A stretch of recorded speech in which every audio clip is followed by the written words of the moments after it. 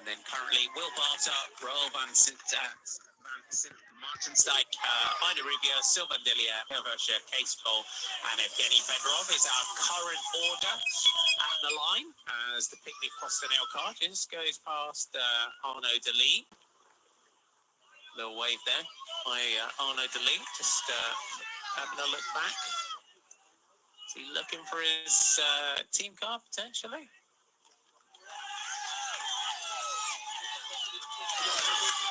Arnaud Delis, just has he got an issue here, Arnaud Delis?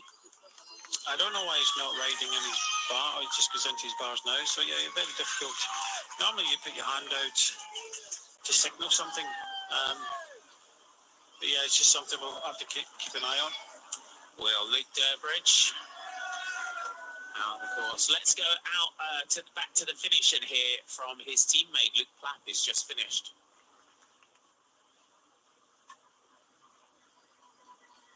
Luke Plapp, a solid performance from you. We saw you leading the intermediates. It was hard for you to analyze. You haven't seen the other riders coming in, but close to first place. Tell us about the experience out there. I flew a bit too close to the sun and got burnt. Yeah, I really just tried to attack it and go out basically as hard as I could and see how long I could hold on. Hopefully on my best day I could have held on a bit longer and maybe the time was up there, but yeah, I just flew a bit towards the end. Any surprises compared to the recon you did about the course, about the parcours? Yeah.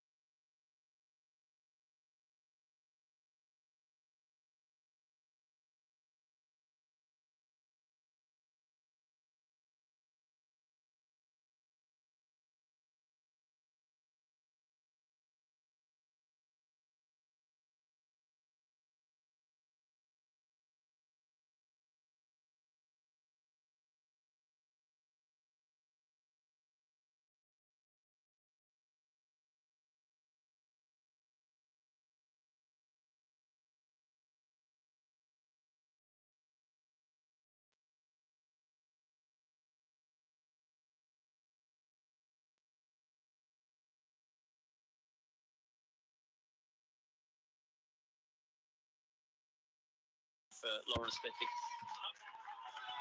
I would think so.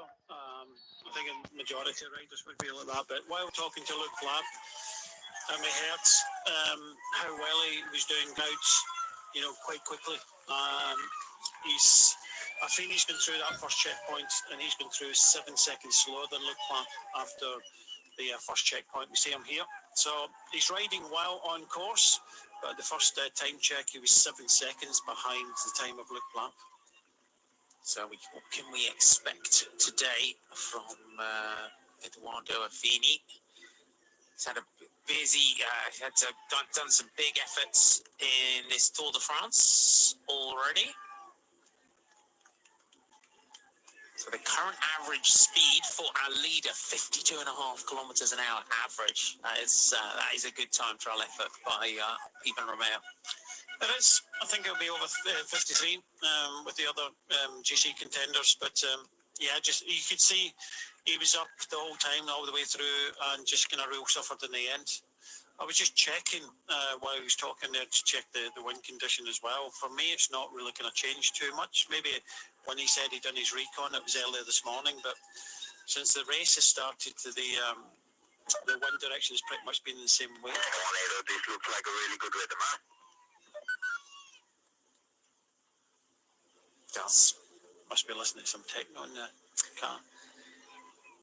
And on a day like this as well, it's as a DS behind the rider as well. It's again relaying the right type of information and knowing what your rider wants and needs in a time. I've seen it all. Some of the Spanish, and I think was it? I think Groupama used to have the loud hailer in front of the car, shouting at the riders and things like that. And I've worked with different riders. Some like that encouragement, just like we've heard there. You know, it's a good rhythm and do this sort of stuff. The likes of we talked about before, Steve Cummings. It was just technical. That was it. Go to the left, go to the right. You know, just making sure that all the technical things, so that the rider doesn't have to kind of think too much about.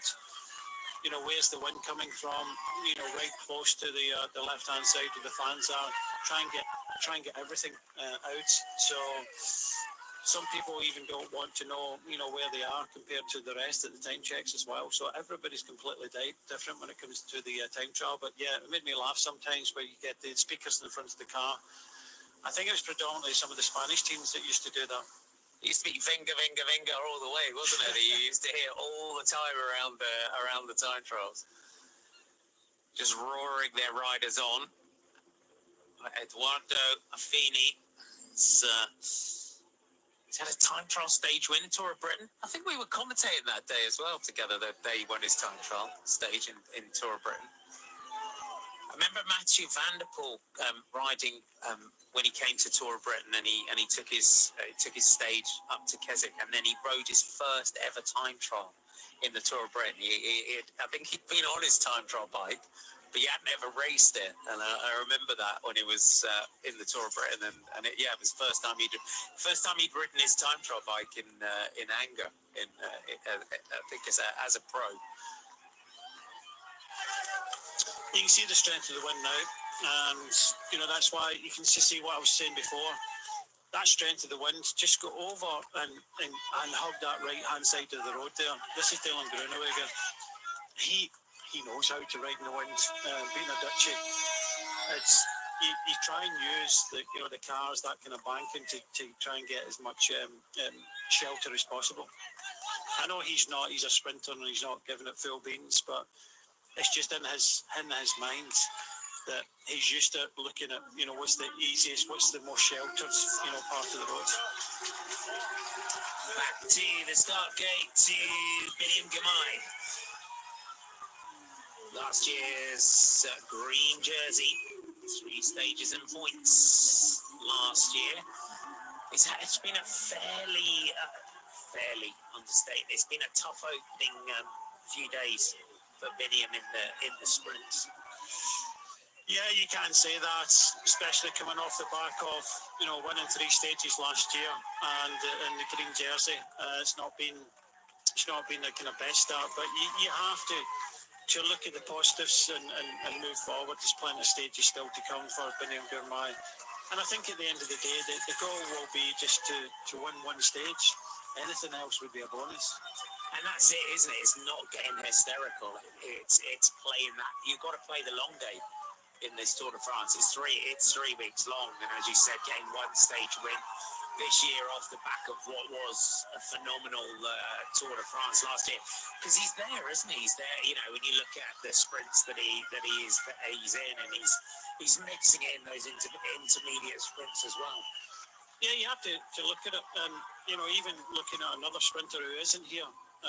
See if he just flies by the rider in front of him there. You know, look at Sam Bennett. Sam Bennett, you know, was at one point the fastest rider. You know, he won the green jersey like Bini Girmay in the Tour, won multiple stages. And you don't change. Look at Mark Cavendish throughout his year. You have to adapt and things like that. But once you're a sprinter, you're always a sprinter. So it's Sam could be maybe injury. But mentally as well, just seeing Affini coming through. He's getting quicker, 4 seconds now. It was 7 seconds at the first checkpoint. So he had from his team, you know, in a good rhythm. If he keeps this up, then he could be setting the fastest time, the European champion. But you look at Sam Bennett, what is it? Is it a mental approach? You know, the fact that he went to, they invested a lot in Sam Decathlon. Yeah, now they've come to the Tour de France without him. Yeah, would have been good to see. Bini on his time trial for Intermarché 1T. And there's a good glimpse of the wind and the wind direction here on the course. And Dylan Groenewegen hugging the left-hand side of the road. Even Romeo is still our leader.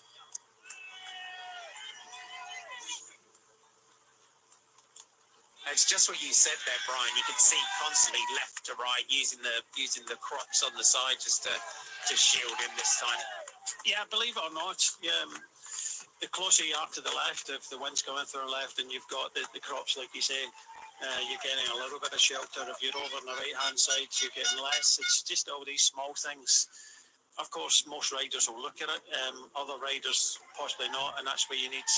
You don't want to get real close to the fans inside the road. You got to remember that incidents have happened. You're encroaching onto the road here, so you don't want to kind of risk anything. You don't want that person taking a photograph and realising that they're 50 metres away when it's only 5 metres. Got a little bit of insight from Anders out on the course. Apparently, Jonas Vingegaard is sat in the car behind Eduardo Affini. Yeah, that's what you do. That's what I've done in the past with Steve Cummings, is that opportunity to go and look at the course in real time. For someone, look at the where he's sitting in the road. Just look at how he's riding. Matt Jackman gets his ride underway. The national time trial champion of Germany for Sudal Quickstep. So we'll see what Matt Jackman can do in this individual time trial today. It is his teammate Remco Evenepoel who comes into this time trial as the big favourite. Max Chapman, 31 years old now, back out on the road here with Lawrence Pithy. So the New Zealander from Red Bull, Bora Hansgrohe. So some views around Combe that we have here.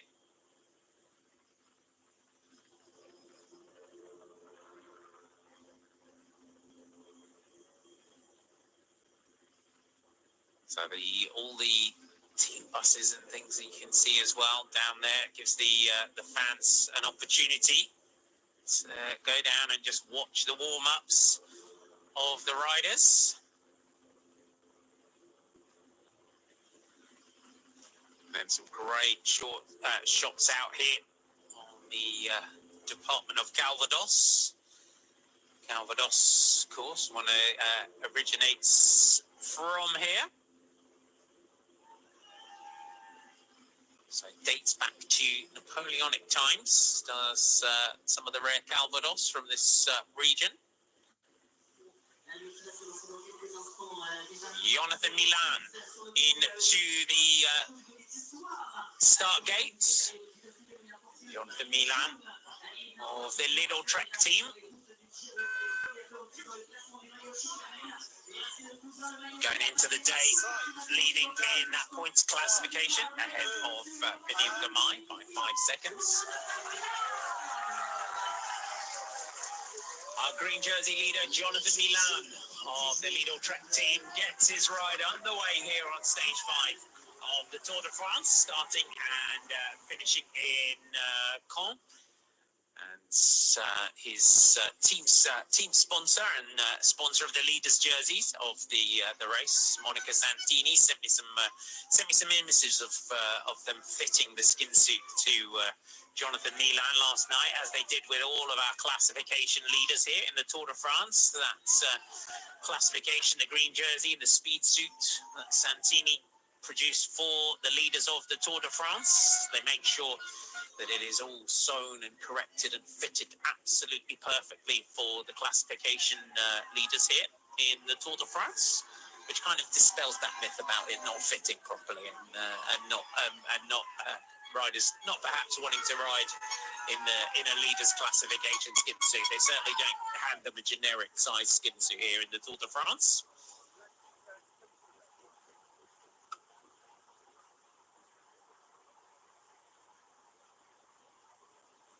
Great shots of our young fans along the side here. And as you said, Brian, this is a day where they get to see every single one of them come past. Lenny Martinez, 21 years old, French rider for Bahrain Victorious. And he's got 3.9 kilometers to go. That's Lenny Martinez. Into that corner away, too tight. Again, not the attention to detail that we've seen with other riders. And the line that you wanted to take there was wide in and cut back and cut through the next one so that it was super smooth. And this is what we were talking about in the approach of even Romeo in towards the finish. It's a half a second here. It's a second there on each one of these corners that you can lose, and that's what that mounts up. Yeah, Lenny Martinez, he's not here for the general classification. This stage today is about general classification or potential stage. He's not a time trial specialist, so he can totally understand. He hasn't looked at the course. He isn't getting the information from the car behind. He's just seeing what's in front of him, and already losing over 3 minutes. So it's just about getting to the finish and moving on in this Tour de France. Just to update you on where we are, Romeo, who's our leader at the line, was third fastest through the first timing split. Eduardo Affini going through 10 kilometers to go. So at our second intermediate time split, Luke Platt leading there with a time of 18 minutes 40.31, but Eduardo Affini bringing that gap back to 4 seconds. Even Romeo at just a touch under 10 seconds at that time check. The third time split where we will look for Eduardo Affini, it was 9.29 seconds between Platt and Romeo at the line. We've got a sprint to the line here between Lear and Barry Bond. I think Malea's going to come out on top of this one, isn't he? No, I very much doubt it. I think Barry Panther is going to take this one. Big scalp is Tim Elliott. So Barry Bond and Malaya come home. There's the throw to the line between the two Sidal quick step riders. So Valentin coming in there. Great shots. Tim Malaya already stage 20. Oh, he really proper cut through there, didn't he, Barry Bond on that corner? Just coming out a little bit wide there. Nice line there by Tim Malaya through that point. Yeah, not far to the third checkpoint for Affini. I think the way he's riding at the moment and the way he has been going, I think this should be the fastest time. Fastest time at that point was Luke Platt with 28:36. So he's within sight of the third checkpoint in today's time trial. And it's about building, isn't it, in a time trial, and looking at the course, the way it flows, the way it rides, the wind direction, and how you're gonna build that. And sometimes you do need to really hit it early and kind of hold on, don't you? But you've got to, every single time trial, especially these sort of time trials, are completely different. Well, Johnny, I enjoy. There's a lot of people outside. Well, that gives you an indication. He is a very good time trialist. He comes from the track as well. Team pursuiter, individual pursuit. He's super fast, super strong. Becoming a specialist in sprinting, but he's a rider that is built to do strong time trials. But that information, I was kind of half thinking, is he going to have a tilt at this one? And then he came off the start ramp, and I could see that he wasn't kind of totally dialed into it. So there's another rider that's just going to get the day done, and you can hear from his team that they're okay with that as well.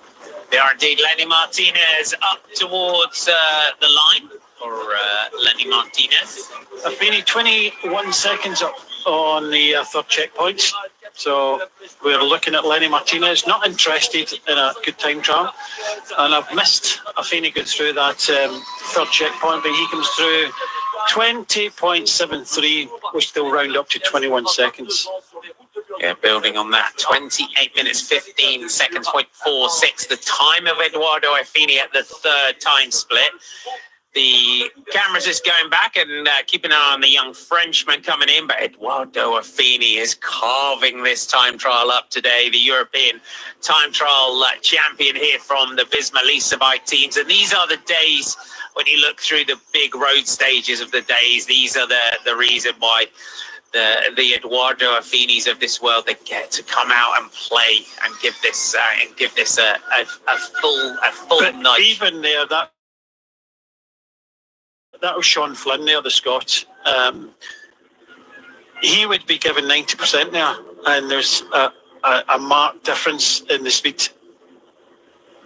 You mentioned about Jonathan Milan and his kind of stature now, sort of specialising in this as a sprinter and the track background, and you kind of think back, and Marcel Kittel was a good time trialist as well. He was World Junior time trial champion in his day as well. And it does happen, doesn't it, when you turn pro, that you kind of, as you become that sort of top sprinter, that you kind of end up sort of pigeonholed into that world. This is going to be a big welcome as well. French national time trial champion Bruno Armarat. He's been around time trialling for a long period of time now. It's not the first time he's won the French title, so he is one of these specialists. We've seen him in the breakaway in this year's tour. Strong rider, and he'll want to put in a huge performance today. Decathlon AG2R Mondial. The tricolor jersey of Bruno Armarat gets underway. 31 years old, national time trial champion. This is his third appearance at the Tour de France, and he will get roared around this course here today as we get into July. Tour de France season. It's very much holiday time in France. That's why all the crowd's out in force, a lot of the youngsters out as well, coming from where we are as well in the north of France. Yeah, a lot of fans from all over Europe coming and spending their summer following the Tour de France. Bini Gamay just picking off Lewis Askey, just caught by Bini Gamay out here on the course. So Bini really giving this time trial a good effort here today. For Lewis Askey, for him, it's about, we might call that active recovery day for the Groupama FDJ riders.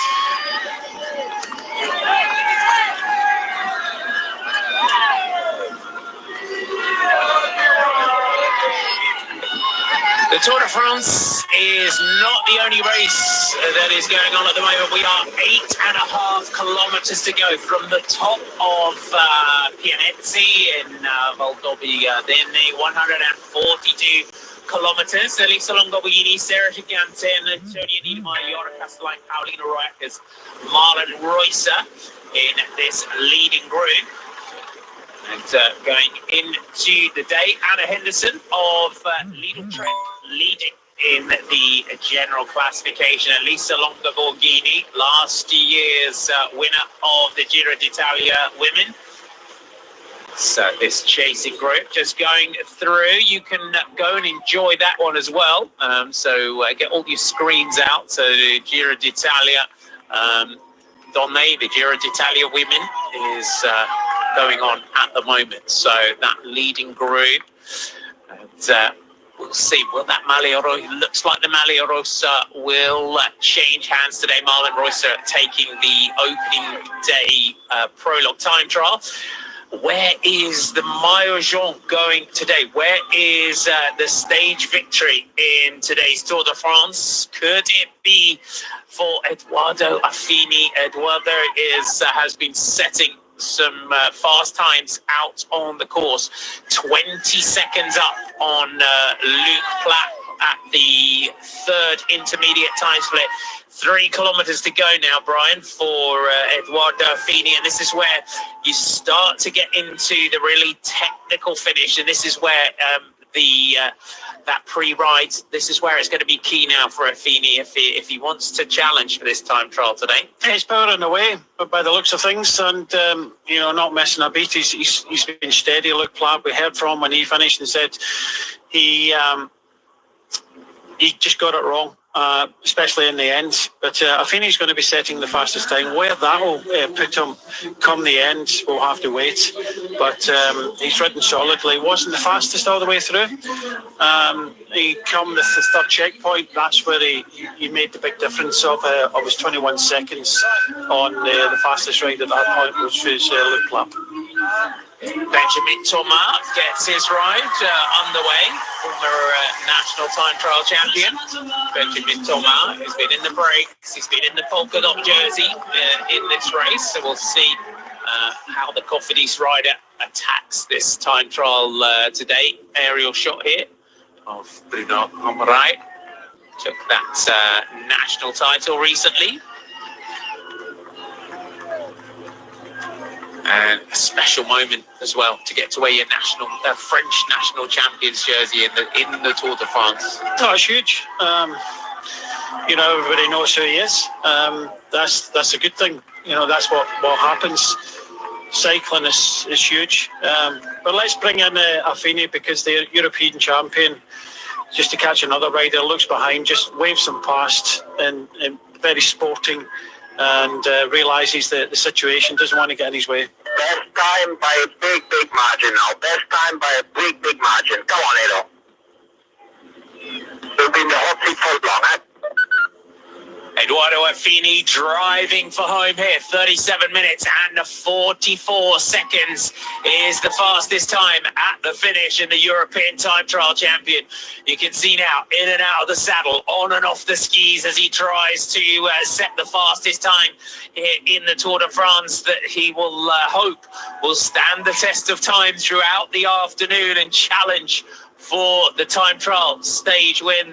This is the only opportunity on the flat for time trialists such as Edoardo Affini, super hot into that corner there for Affini. We saw Romeo, who was really carving up this course, using every last millimetre of it. But he's got time in hand as he drives towards the finish now. Edoardo Affini of Visma Lease bike, the European time trial champion, is going to put himself to the top of the leaderboard with this ride. But the big question is, how long will it stand here this afternoon? But Affini stops the clock. 37:15.08, so a touch under 30 seconds quicker than Ivan Romeo. L'arrivée de Baptiste Lebert, l'un de tout dernier vainqueur du Tour de Normandie, dans la catégorie homme, à Baptiste Lebert qui avait triomphé. It's time in the hot seat is done for Ivan Romeo. Edoardo Affini now goes to the top of the leaderboard with that ride. That is quick. Maybe good enough for a par. I don't think it's going to be good enough for the win today, but it's going to be close. Yeah, that's a super time, and a really good time from Romeo, first and foremost. But a finish time, yeah, that'll be up with the best today. I think everybody knows that potentially Evenepoel will be the quickest, the Olympic champion. But that was a super time there from the European champion Affini there, the Italian. So I think that will stand for. I was just looking through, who's still to come, and I really do think that could be up there with some of the best. Is it good enough for a win? Is it good enough for a podium today for Edoardo Affini? Just going through the head unit. And the modern head units as well that you have on the bike, what is good about them is having the map function, which will help as well, being able to see where the road's going as well when you can put the time trial in, because the sort of clarity of the maps now on your head units is phenomenal. Yeah, we hear this quite often. It's, you know, in the time trial that you hear, this is Raul Garcia Perna, who's been setting some nice times out on the course, so he's going to find himself solidly in the top 10.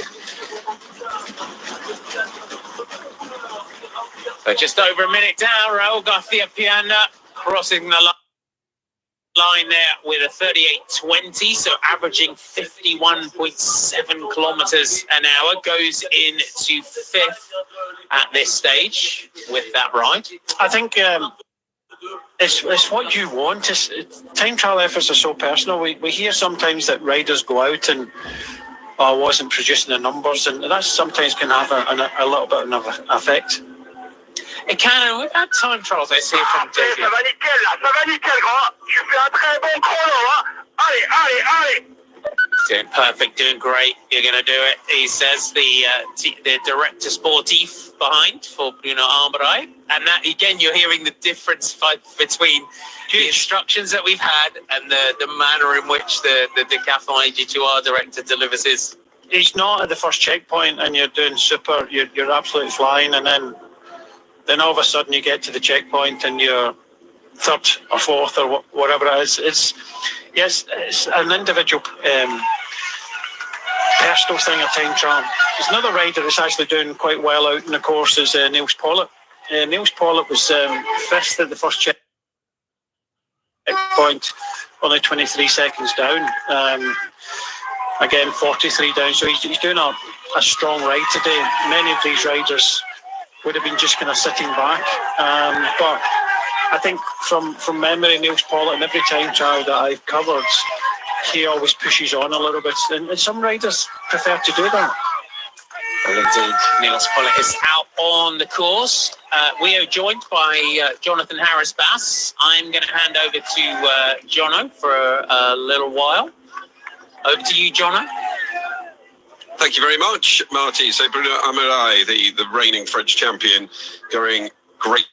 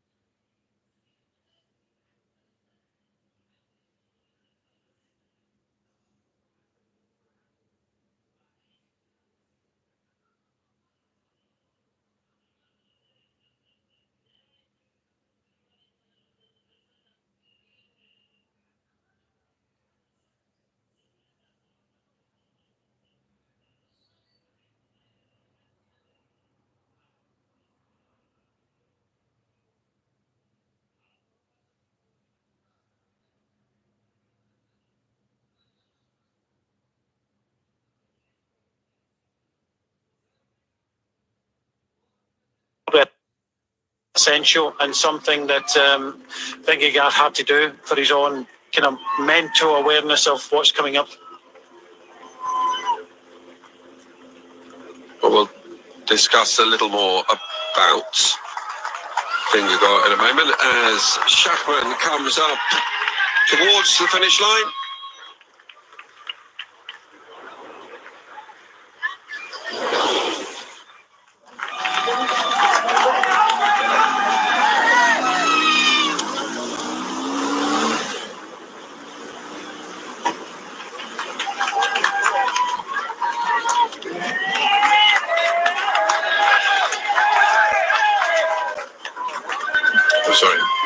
Myself a little discombobulated there. Max Schachmann actually just coming up to one of the time checks and 3 minutes down. Not too much of a surprise there.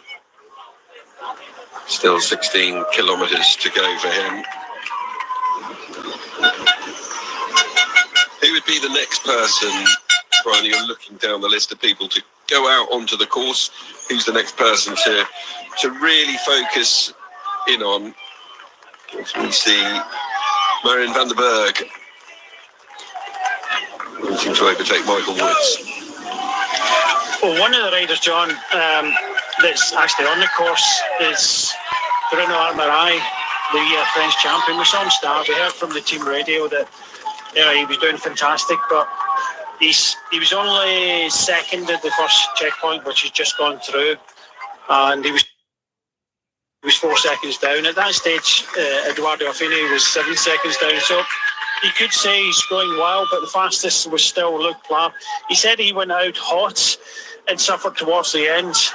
But yeah, let's see how he rides it. I'm expecting him to do a good time trial today, especially having the French champs jersey. But looking at other riders that are going to be starting soon, I think we'll have to wait a long, long time till we see someone that's kind of off note. Of course, you've got Tobias Foss. Can he turn the, ex-world champion? Can he turn a good performance today? A lot of riders just want to get through this stage and think about the stage. Marai was good. Is it good enough to beat the European champion? Well, we're going to have to wait and see. But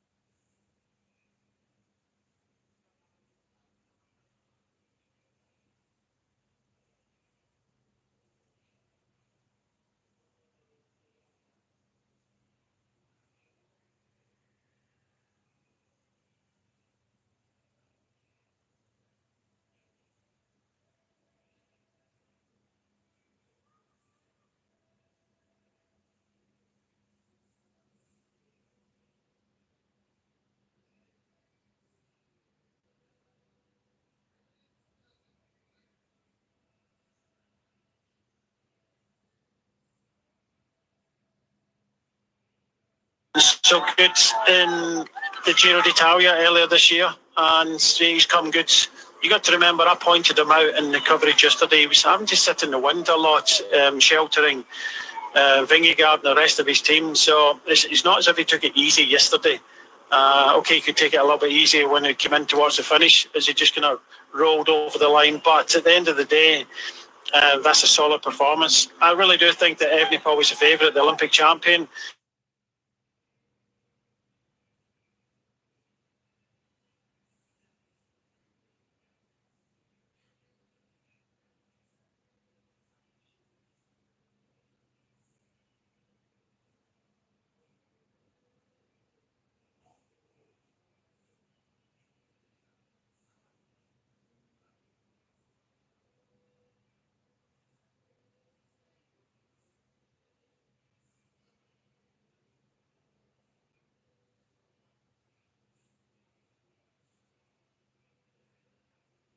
Downhill at this point, but he really is flying along here.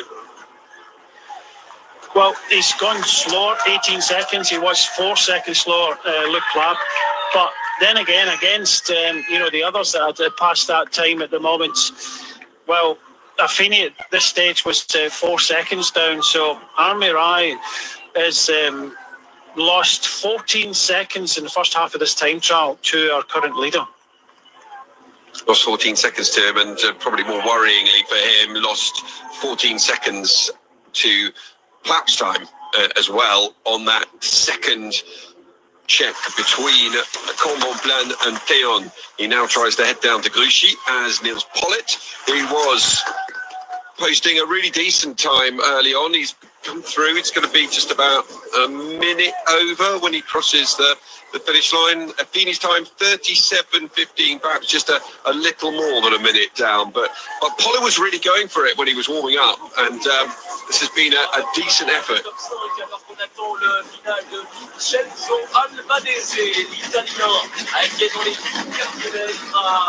So into the final 100 metres then for Nils Pollitt up towards the finish line. It is going to be just over a minute and 4 seconds, and that puts him into fifth for now. Avec un chrono de 38 minutes et 19 secondes, l'ancien champion d'Allemagne, qui avait été vainqueur de l'étape de Nîmes sur le Tour de France, deuxième de Paris-Roubaix, Nils Pollitt, donc cinquième victoire. Let's go and hear from his DS then, Machin Fernandez.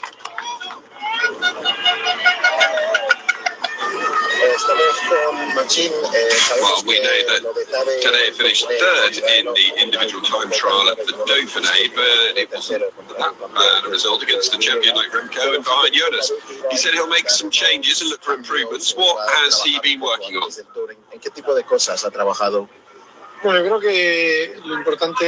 Well, it's important to understand where he failed if we're going to talk about his failings. We talk about the failure of Tadej when actually, let's give some credit to his rivals. Remco's world and Olympic champion. We mustn't forget that. Best time trial specialist at the moment. Today, the course suits him very well. I think he's the big favourite for sure, but we believe that we can be closer than we were at the Dauphiné. We think he's closed a bit of a gap in training, and mentally, I also think he'll be able to cope with an individual time trial like this one. Posicionamiento y la mentalidad para afrontar una crono como se duda del Tour de Francia. ¿Habéis aprendido cosas de los recons? And what have you learned from the recon? Sí, hemos aprendido que Well, we learned that when the road gets narrow, it becomes very different. During the recon, for example, you can take roundabouts both ways. It's not the case in the race mode. It's very technical at the beginning. Middle part's about strength and power, and then the finale becomes a bit technical again. De fuerza, de aerodinámica, la parte intermedia, y vuelve a ser un poquito técnica la parte final. Y por último, ¿cómo están las sensaciones en el equipo con Tadej's win? La victoria ayer, etcétera? Pues imagínate, la foto de ayer. Let's look at the picture. Tadej is in the rainbow jersey. He's world champion. Mathieu van der Poel is in yellow.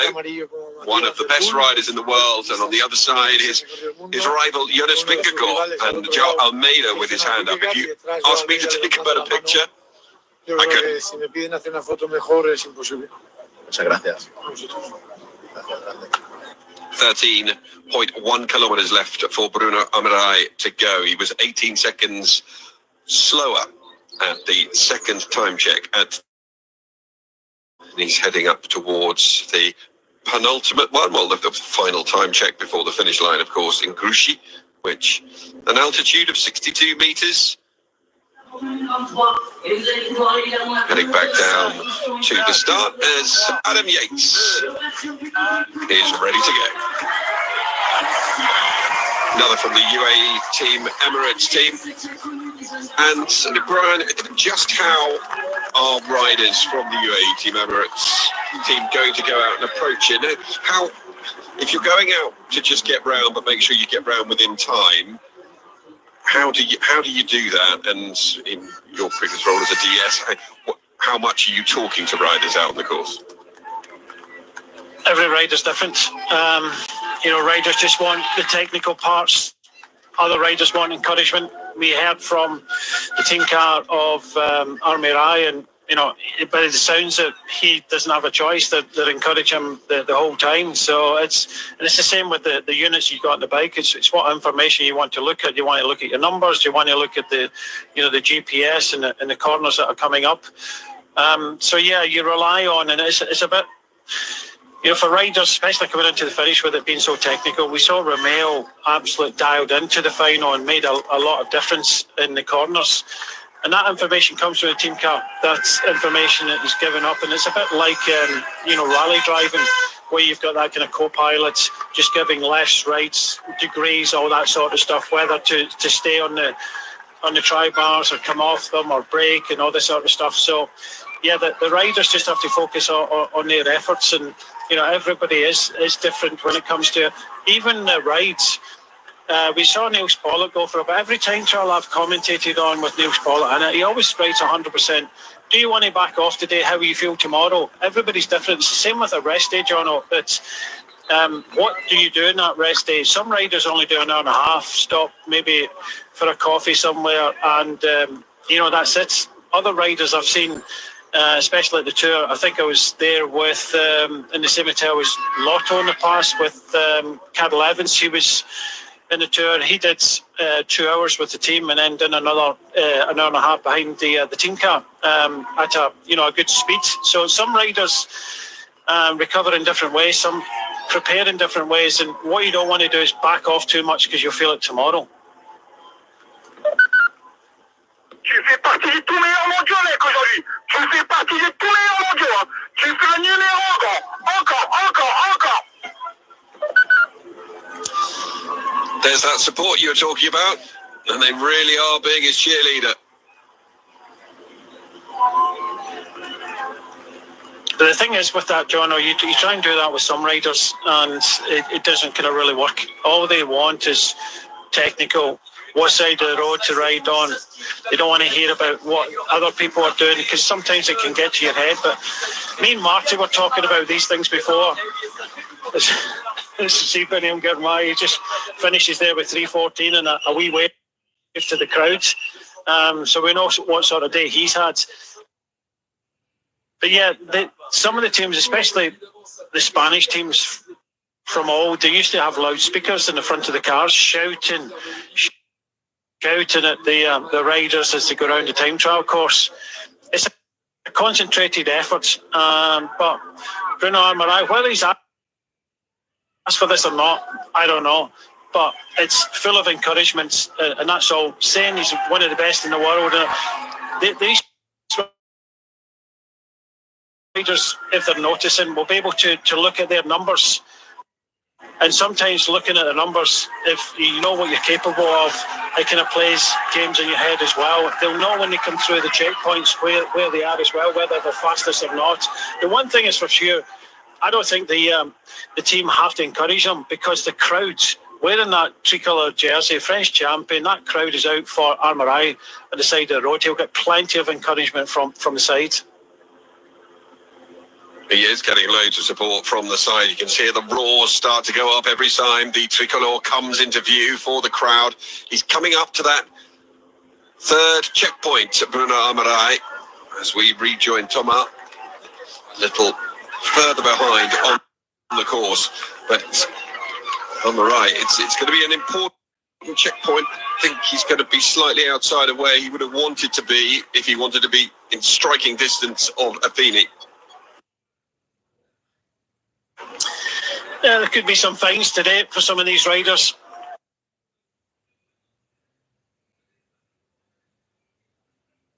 You should.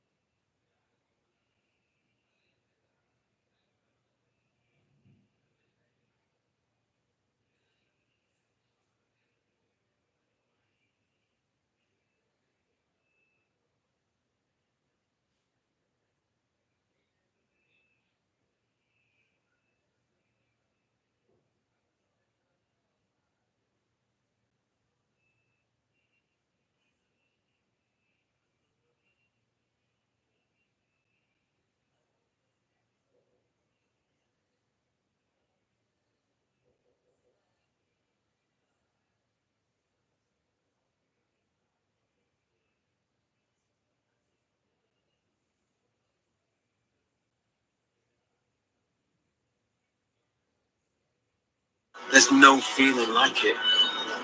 Dunlop tyres deliver outstanding grip and protection. More freedom, more adventure, more exhilaration. Just ride. Ich würde sagen, einzigartig. Ich bin Alaya Pilgrim, Profifußballerin.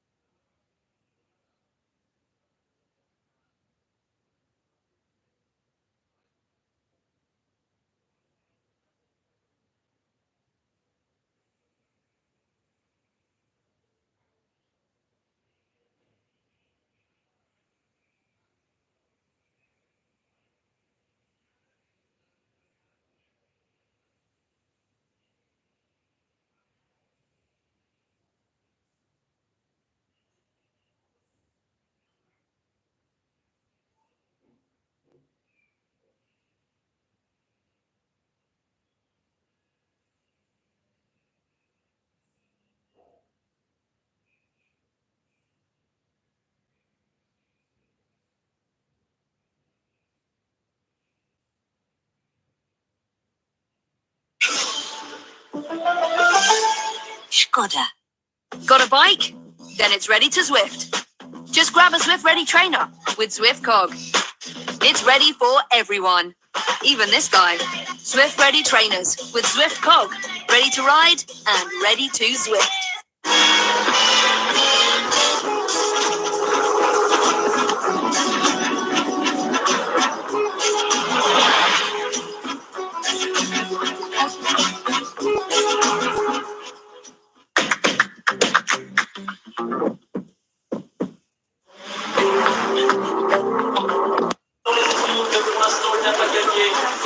Virgil de Milan will come in just over 4 minutes down on the time set by compatriot Eduardo Affini. But he has different focuses on this year's Tour de France, namely being in that green jersey.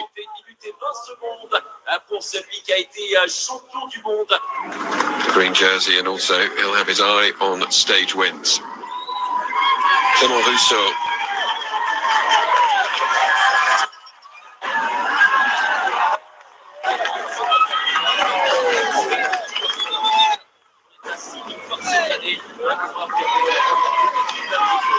He's got just over a kilometre still to go. Bruno Armirail will be coming through here shortly. And he will be being roared on by the fans watching.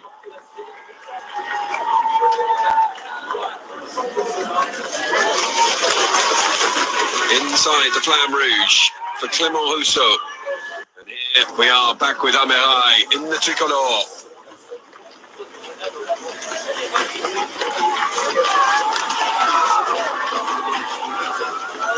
Four seconds is what he is down on Affini now. He has just got to completely commit. Should be close, Brian. Yeah, well, it was looking that way anyway. 14 seconds at the last checkpoint.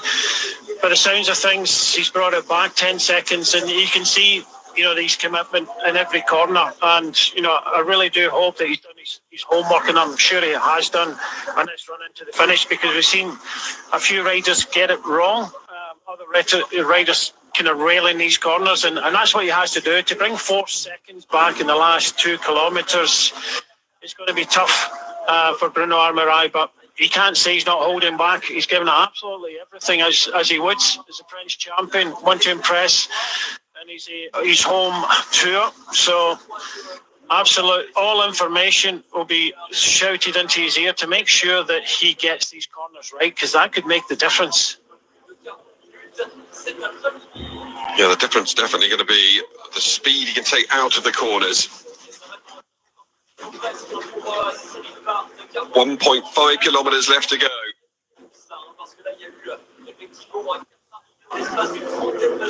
It's very tense.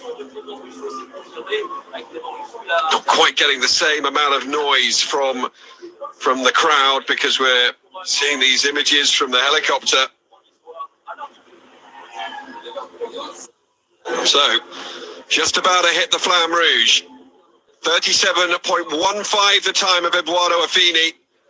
Bruno Armirail. There he goes, under that last kilometre. It's almost bang on. It's almost right to the second, John. Oh, this is going to be a really tight one. Imagine the roar that we're going to get if Armirail manages to get across the line with the fastest time so far. Eduardo Affini sits in the hot seat watching on. Last 600 metres or so.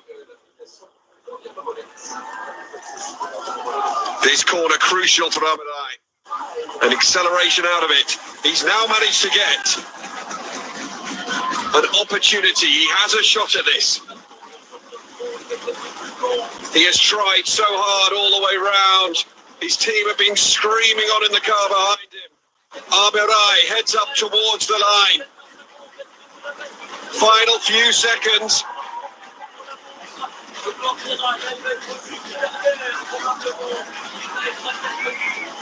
Just going to miss out Armirail. It is a valiant effort. He misses by 2.47 seconds to go into second place. As you predicted, Brian, in the end, a great ride, but not quite good enough to take first place, but certainly good enough to give him a really solid berth in second. Yeah, I think that's probably one of his best time trial performances, Bruno Armour. That was a super time. Considering that, who he's up against there, he had to use all his power that he's got under the bonnet there, and even that reaction there from Affini, he realised that was really close in the end. 14 seconds, he brought it back to 2.5 in the end. That was a really, really good time trial from the French champion. Well, in great form coming into the tour, because the French Championship, of course, was just 10 days ago, and Amarai winning that second year in a row. So close. So close. Here's Thomas back out on the course.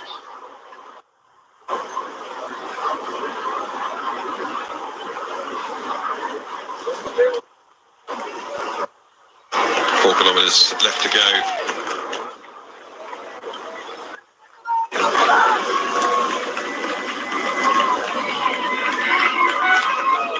Benjamin Thomas. So that is the order so far, with Affini in first place, Amarai in second.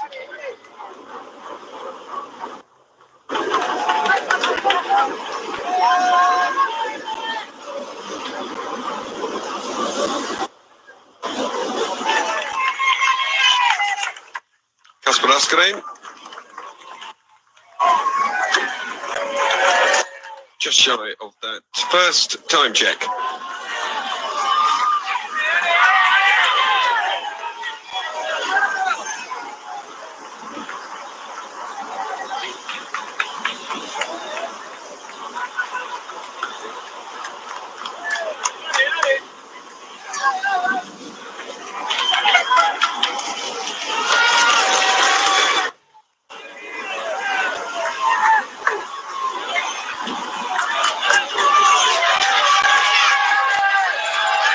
Obviously, we lost two of the people we expected to be main protagonists on a day like today, Ghana and Bissika, on day one of the tour. Do you think they would have put some pressure on Remco Evenepoel? Well, I tell you what, let's find out what you think about that in a second, Brian. But before we do, let's go down to Matt Stevens, who's been having a look at Remco's bike. It's time to take another deep dive into one of the bikes that could win the TT at the Tour de France. It's none other than the bike of Remco Evenepoel, the Olympic and the World TT champion. Just look at this beautiful Specialized S-Works Shiv. It is something to behold. He's got two of these. He's got a spare over there in the same custom paint job. But just for a few moments, just look at it. It's an utter joy. Right, enough of that. Let's have a look at the tech. So you're interested in the tech. We're running Roval, deep section fronts here. Got cotton tyres, front and rear, as you'd expect. Quite a lot of riders are running tubeless, but I think it's tubes. I think this might be tubeless, actually. We'll get that information to you. But I think he's actually running tubeless. Now, from a gearing setup, the team runs Shimano. It's a single chainring setup. At the front here, it's a monstrous chain set. Full carbon chain set, as you can see there. 64 teeth. So 64 on the front, no small ring. And at the back, he's got an 11. So maximum gear, which is enormous, of 64, 11. And from a crank length perspective, Remco is using 165 crank. So 5 millimeter longer than Tadej Pogacar. That's actually quite interesting. But this man can fold himself up so small. Earlier on, when I was doing my recon, I thought I was going hard. This lad came by me about 30 kilometers an hour faster. An absolutely beautiful rig. Marvel at it one more time, and then we're done. Gorgeous.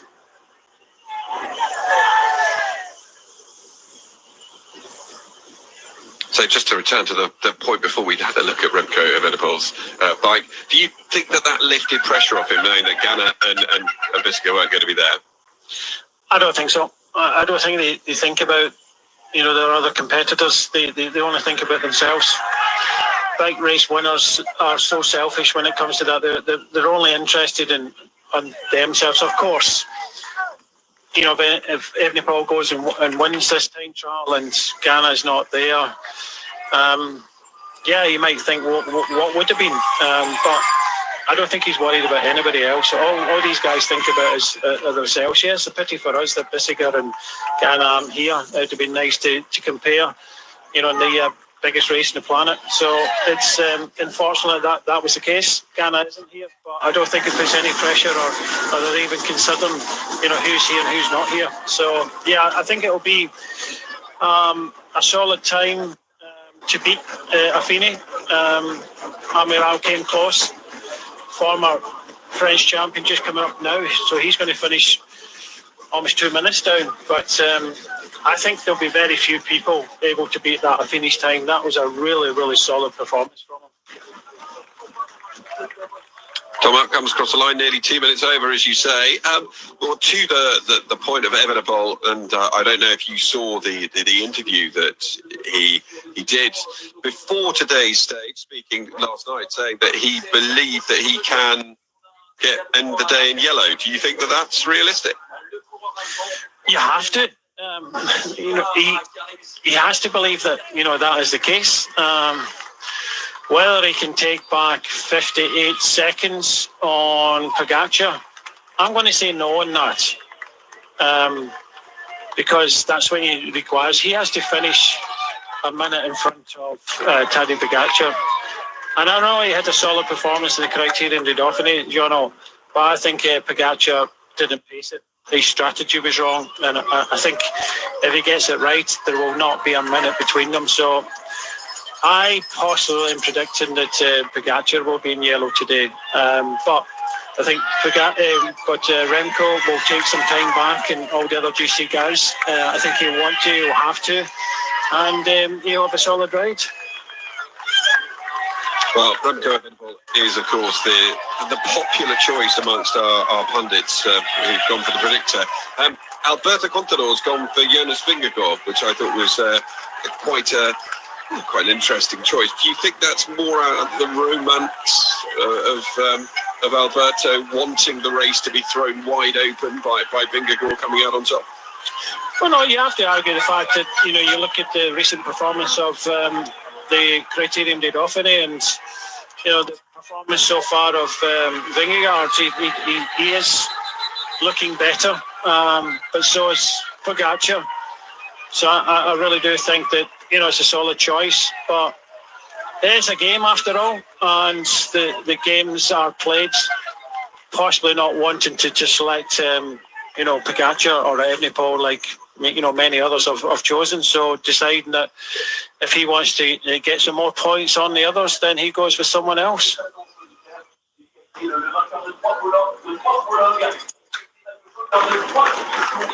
thank you very much, Brian. I think it's time for you to nip off and probably grab some lunch. And welcome Marty back into the combox. Marty, have you been able to keep up? Did you see Bruno Amarai's finish? I did, yeah. I nipped off to watch the finish of the women's Giro d'Italia as well, as we see Tobias Foss into the start gate. But yeah, what an absolutely phenomenal ride, you got to say there, by Bruno Amarai. And I think how we've seen the riders attacking this course today, and Tobias Foss straight out of the start ramp here, you could say he means business, Norwegian time trial champion. But I think I have to echo what Brian said as well. For Bruno Amarai, having commentated a few French national time trial championships as well, I think that's one of the best rides that we've seen from him. Yeah, outstanding performance from him. Kasper Askelin is out on the course. He's got 19.3 kilometres left to go, and he was 39 seconds slower than the time of Plapp at that first time check at Combon Plaine. Yeah, I think when you see Kasper Askelin here as well, and the ride that he's putting in there, that time in the breakaway yesterday was clearly just a little leg stretcher for him. So our leader at the finish is still Eduardo Finish, ahead of Bruno Amarai.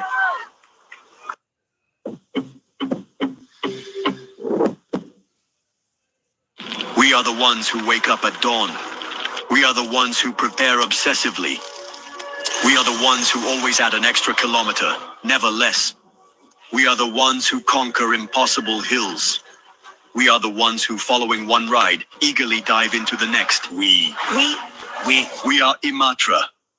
Introducing the first ever native digital accounting coin, created especially for cyclists. Get the Imatra app and earn money for every kilometer. Imatra is Garmin connected. Got a bike? Then it's ready to Zwift. Just grab a Zwift Ready trainer with Zwift Cog. It's ready for everyone, even this guy. Zwift Ready trainers with Zwift Cog. Ready to ride and ready to Zwift. Carving through twisters, nailing the perfect landing, leaning into every corner. There's no feeling like it. Dunlop tyres deliver outstanding grip and protection. More freedom, more adventure, more exhilaration. Just right. Ich würde sagen, einzigartig. Ich bin Alaya Pilgrim, Profifußballerin und ich bin Fan von Zürich. Zürich gefällt mir so gut, weil es einfach alles hat in dieser Stadt. Es hat einen schönen See, es hat eine Lädeli-Strasse, es hat Musik, es hat wirklich so viel rundherum, es ist so divers und es hat einfach alles.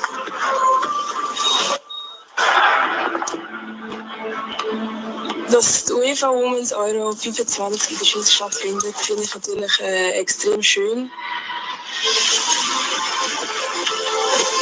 Natürlich ist es umso schöner, von der Familie und Freunden zu spielen. Und wir freuen uns natürlich alle auf das große Ereignis.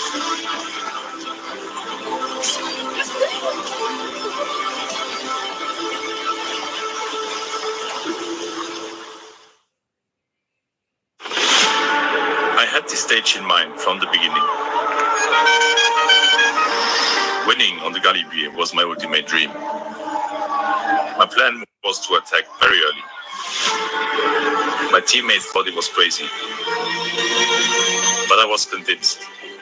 It was just like fight to the top and give everything I have. And when I crossed the line, it felt very special.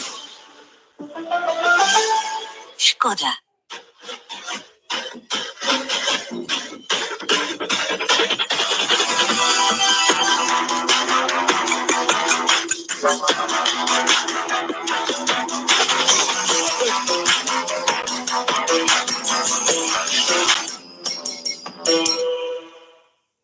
When you invest with eToro, you start seeing investors everywhere. You see, eToro really is everywhere. Invest anytime, anywhere with eToro.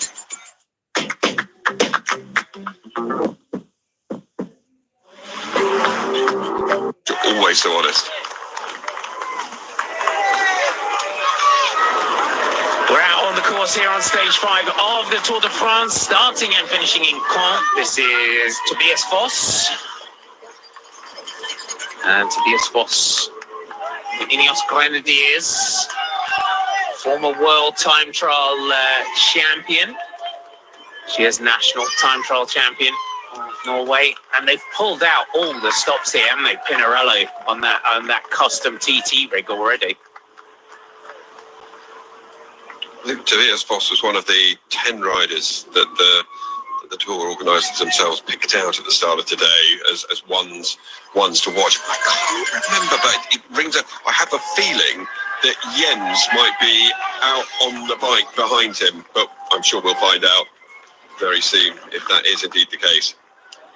Yeah, you'll get a glimpse of how he's going out on the course. We'll get behind him again, but you can see just the way that Tobias Foss here is just carving up this course left to right, and that is the morning's recon and the lead in. If you're coming into a Tour de France time trial as a potential stage winner, some riders as well during the season, if they've got a target of this time trial in this tour, they may have as well been out and done a recce earlier on in the season as well.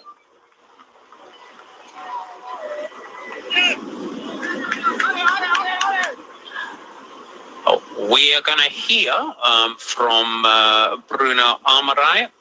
Des regrets, Bruno. On voit un peu la mine un peu fermée. Any regrets, Bruno? You look a little disappointed after your performance. And he said, well, it was a good performance, but there are still 100 riders to start. I'm second, 2 seconds behind, but I feel it's still 2 seconds too much. I missed getting into that leader seat by just 2 seconds. I did give my best, but I think I could have done more. And I know I've lost those 2 seconds on some of the corners, and it is what it is.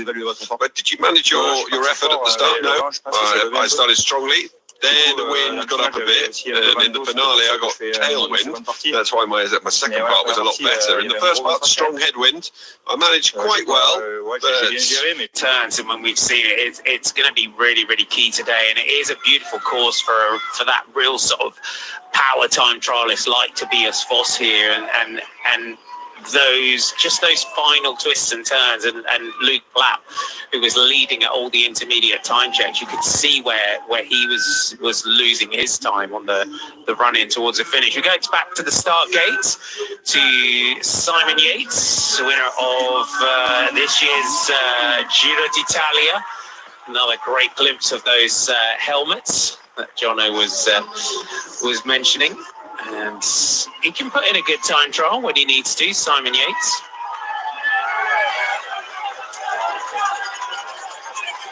"35 career victories.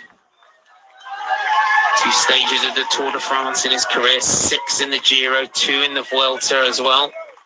The Tour of Spain, Vuelta, España, GC as well. I think he's just going to become he's going to be such an ally for Vingegaard as this race goes on, Jono. I completely agree. It's crucial having him here to support Vingegaard. I mean, you look at Vingegaard's team, and that they are superb. It just remains to be seen if that team can do anything to prevent Tadej Pogačar coming out on top, because even yesterday, you look at the effort that they put in, Campenaert's pull and Jorgensen's, there are just so many elements to that Team Visma Lisa Bike effort, and yet in the end it was ultimately, well, it wasn't for nothing, but we didn't see any cracks in Tadej Pogačar's armoury. And there are very, very few. And I think that's kind of when you look at the narrative of coming into this time trial as well. And I think Brian touched on it just before I jumped back in terms of Remco Evenepoel saying that he feels that he has got a crack of getting back getting into the Maillot Jaune today, the yellow jersey, given that time trial in the Dauphiné. But I think with that in itself, Tadej Pogačar said after the Dauphiné, didn't he, that he felt he had more to come. He hadn't done a lot of the work on the TT bike that he wanted to do, and he felt after that Dauphiné time trial that he still had plenty of time with the Tour ahead. Well, we will get our answers in the next couple of hours, and it will be fascinating. Before we get to that, you've got riders like Tobias Foss here, the Norwegian time trial champion. Just to give you a few more riders that you're going to see starting soon. So Jasper Stuyven will have just started, Elan van Wilder, then Callum Scottson, Brian Cocker, Clement Berthet, Fred Bright, Ionit Aguirre, Mathieu Bergadeau and Pascal Incorn. Those are our next kind of 10 riders to start, as Tobias Foss just goes through that point there. And we'll get some intermediate time checks on Tobias Foss. He's gone through there, I think, 8th quickest at Cambus-en-Plain. So 25 seconds down at the moment for Tobias Foss.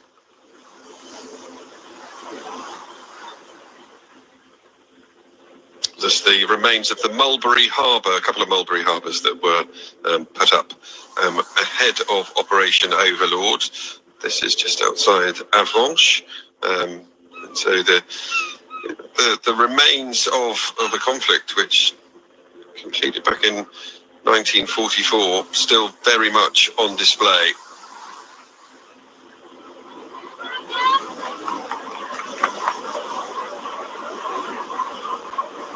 Foss driving on. He'll be looking to try and build on this ride now. Will Tobias Foss.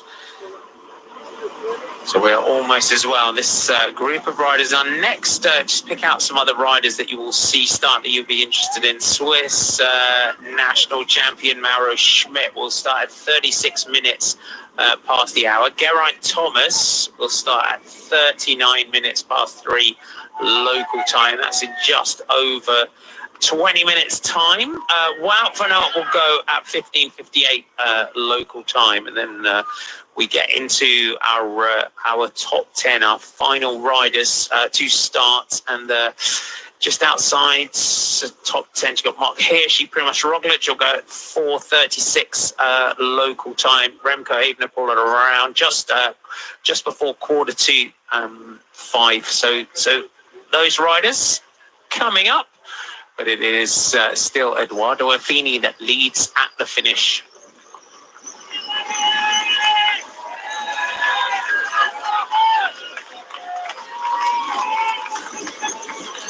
These are the days that we kind of live for in the Tour de France, though, as well, John. I don't know if you'd agree in those days where we have got a big out-and-out favourite in world and Olympic champion in Remco Evenepoel, but also seeing riders like even Romeo pop up as well. And it is a day in the individual time trial where a Tour debutant can just jump up there and sort of pull off the ride of their life as well. And we've seen, as we've said, one of the best time trials of his career from Bruno Armarai. Well, absolutely. And the other thing is, I feel with the time trials earlier on in a Grand Tour, you still remember those outstanding performances. Whereas I think probably historically, when on the Giro finishing on a time trial on the final day, you tend to just remember the person who wins the pink jersey, and the person who wins the stage quite often becomes a bit of a footnote. So I think on early time trials, so much can be remembered. I was thinking when we saw Simon Yates head out in the year when the Giro got away from him before he came back and had the redemption performance earlier this year. He went into the time trial very much as an underdog and produced the ride of his life. And it was that extra pressure of being in the pink jersey where he suddenly became a different rider. And it often can prompt quite outstanding performances from those in the lead jerseys. So, yeah, not necessarily saying I'm expecting big things from Mathieu van der Poel today, but I do think in that battle for the yellow jersey, I think Jonas Vingegaard might surprise people by his performance. His time trialing seems to be ever improving, and it would just be great to end the day with everything very much, well, just very close. It would be great to see Remco Evenepoel right back in the mix for the yellow jersey, and it'd be fantastic to see, while that 8-second lead that Vingegaard currently has over Pogačar perhaps come down to about 1 or 2 seconds. I think that's just from looking at it from the outside of what's going to create the best narrative going into the remainder of the Tour. Absolutely, and I think for Remco, talking up the way he is it's that boxer kind of swagger, isn't it? It's that heavyweight champion of the world kind of thing, and he's got to.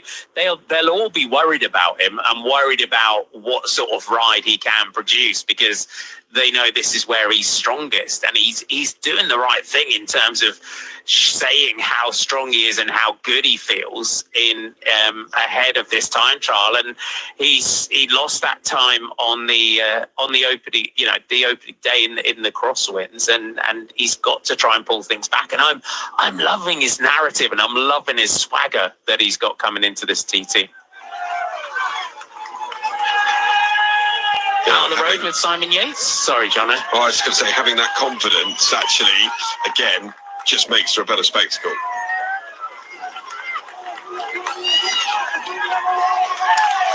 Out on the road here with Simon Yates of Visma Lease Bike. It is his teammate Edoardo Affini of Italy and Visma Lease Bike, who leads at the finish with a time of 37 minutes 15 seconds, 0.08. But we have got some big names to come here in this time trial this afternoon. Simon Yates here, the winner of this year's Tour of Italy, will be a big ally of Jonas Vingegaard when we get to the mountains in this year's Tour de France. And he's doing a great time trial. Here's Simon Yates.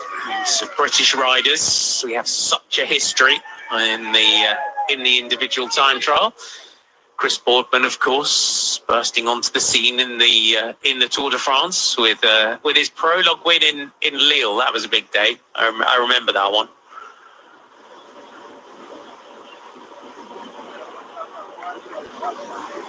Yates looking strong, Jono, on this time trial.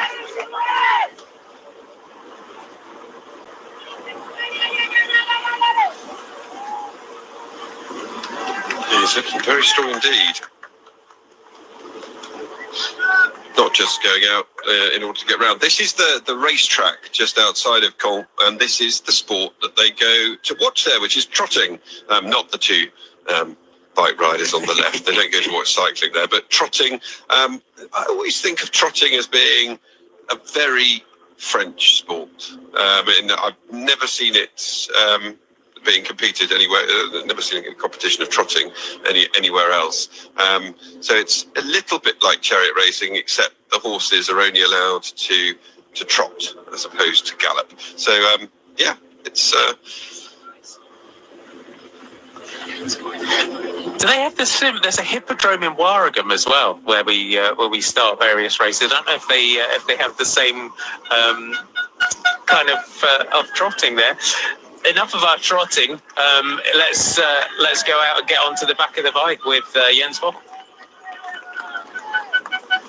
I'm still behind Tobias Voss. He is 8th at the first intermediate time. Maybe not as fast as everybody was expecting, but I believe the wind is changing directions during the day, and it looks like there's a lot more headwind now, where it was more supporting wind from the right side earlier for the first starters on this race. Now it's more headwind. That's why he is not leading at the first immediate sprint. The wind is changing. Keep that in mind for the big guns coming later today. And back to the commentators. That's an interesting point there that Jens makes about the change in the wind direction. The forecast was not massively strong today, so 3 to 9 kilometre an hour winds was the forecast for today. So we'll see if it does at all affect anything to come this afternoon. If you are just tuning in for the first time today, welcome aboard. It is stage 5 of the 112th edition of the Tour de France, and it is the first of our 2 individual time trials in this year's Tour de France. 33 kilometres is today, but it is really, Jono, the opportunity for the pure time trialists today, given that our second time trial in this is a mountain TT. Yeah, second one to a mountain TT, but they're much shorter. But again, everyone has to say that the mountain time trials that have been at the Tour de France in recent years have been quite sensational. Here comes Voss, and I'm surprised by how far he finds himself down. Indeed, I mean he's really attacking this time trial. So 54 seconds, but it also puts into perspective just kind of how everyone else has gone so far in this time trial. It really does, and just the sheer speed that especially Affini and Amirai went round the course in. Sam Watson, we got here from Ineos Grenadiers. And Oliver Narsson here of Decathlon, AG2R, Le Mondial, just moving out to the side. So in the individual time trial, if you catch a rider or you're together, you can't sit in the slipstream. You have to move across to the other side of the road. They've got 7 kilometres to go here. Now, one famous time trialist who Hannah Walker has managed to go and find a catch-up with is Tom Dumoulin. Let's go and hear from him now. Tom Dumoulin, fantastic to see you here at the start of the individual time trial. What did you make of this course. And have you seen it? Have you done a recon? I have, yesterday actually. Well, the first few kilometers is slightly uphill out of town. And then when you're out of town, it's just straight, pushing all the power and getting yourself as small as possible to catch a little amount of wind. And then you turn back, and then the last few kilometers is quite technical, going down into town again. But other than that, it's quite a boring, straightforward time trial. It's just nothing really much where you would say like that you could blow up there or whatever. It's not really like that. A pure time trial, one perfect for Remco Evenepoel. But on this kind of course, there's very little time for any recovery or respite. There's probably parts of the course where you can overreach and go over your limit. Yeah, true, but that's on every course. I mean, but not particularly on this one, because there's not really a climb. There's not really a huge part of headwind or something. So there's not really one part that I would say you would be able to blow up there if you don't manage your strategy patiently. Base it well. But other than that, it's just straightforward and pushing a lot of power. And I think you named them already. There's only one guy that can do that best, and that's Evenepoel today. Do you have an outsider who could perhaps surprise a few people?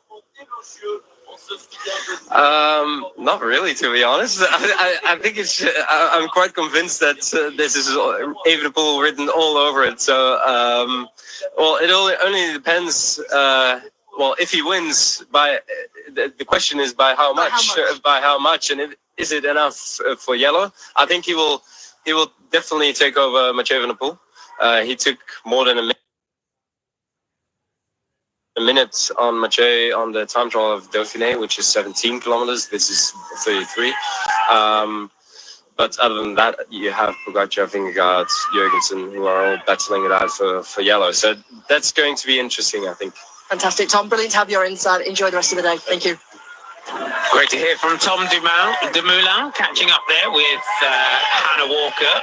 3 Tour stage wins, 4. He also won the general classification and 4 stages of the Giro. World champion as well in the individual time trial in 2017 in Bergen. He also took silver and bronze and was a real time trial specialist. So good to get his insight. It's really Evenepoel's time trial to lose today, Jono, if we kind of flip it on its head. It certainly feels that way and looks that way. And the only thing I would say about that is that it's the Tour, and the Tour often serves up a surprise on a day like today. And when someone goes in as a red hot favourite, I always treat it with caution and allow the racing to. That's why I'm really glad I don't have to do the predictor, because it would be my idea of hell, having to actually put my neck on the line with a prediction. It does feel like it's Evenepoel's to lose. He is the rider in form, but just things could go wrong. And maybe Pogacar has been targeting this stage as, do you know what? I lost too much time there. I need to narrow the gap. And if he goes well, who's to say that he can't get the fastest time? Yeah, if we look back to that criterion to Dauphiné time trial, then Tom Dumoulin mentioned it, and it's worth looking at it. So it was 17.4 kilometers in length. Remco Evenepoel taking it in a time of 20 minutes and 50 seconds, 20 seconds ahead of Vingegaard. Jorgensen was third at 37 seconds. Tadej Pogacar fourth at 48 seconds. Florian Leibowitz coming home in fifth at 56. Mathieu Van der Poel at 1:01. Remy Cavagna not here at 7th at 1:06. Eddie Dunbar, great time trial by Eddie Dunbar of Jayco Luda. He was 8th at 1:09. Tobias Foss of Ineos Grenadiers was 9th at 1:09. Hence why, again, they would have gone for Tobias Foss as a potential favourite today. And then Paul Sexas from Decathlon AG2 Mondial rounding out the top 10 at 1:11. So Longer time trial, twice the distance that we have got today, but we know as well what a fast time trial that Tadej Pogacar can put in when he needs to. But a lot of research, a lot of kit, and especially with the much shorter cranks that we've gone to over the last few seasons as well, which is all added to the tech, the mystique, and the aerodynamics of the individual time trial. Alexander Vlasov of Red Bull Bora Hansgrohe out on the course. We are getting into some more of the big names in this year's Tour de France time trial.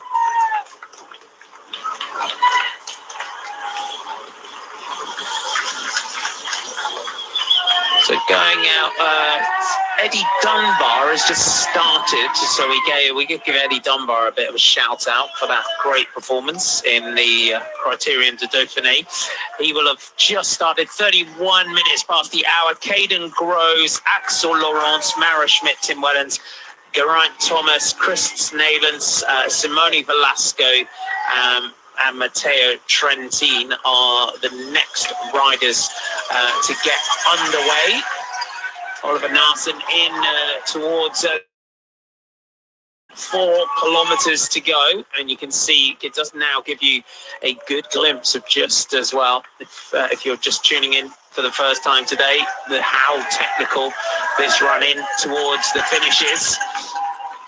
You just got to carve this course up and make it as tight and as small as possible. We're giving away fractions of a second here and there. Nice shot of the Église Saint-Pierre. And Caen, is it known as the City of Bells? Jono, am I right in that one? That does ring a bell. Yeah, I like what you did quite genuinely. I was over in Normandy about a month ago for a trip to a language school with a number of children from my school, and we sailed into Caen, and it was, yes, I could say hearing the peals of bells, but also just that it was very, very exciting because everywhere you could see that there was a fervour about the tour coming to Caen, and it's celebrating its millennium this year.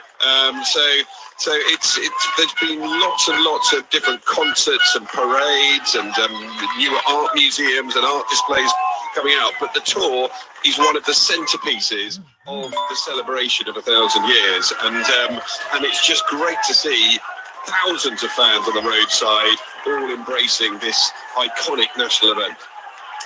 Yes, indeed. So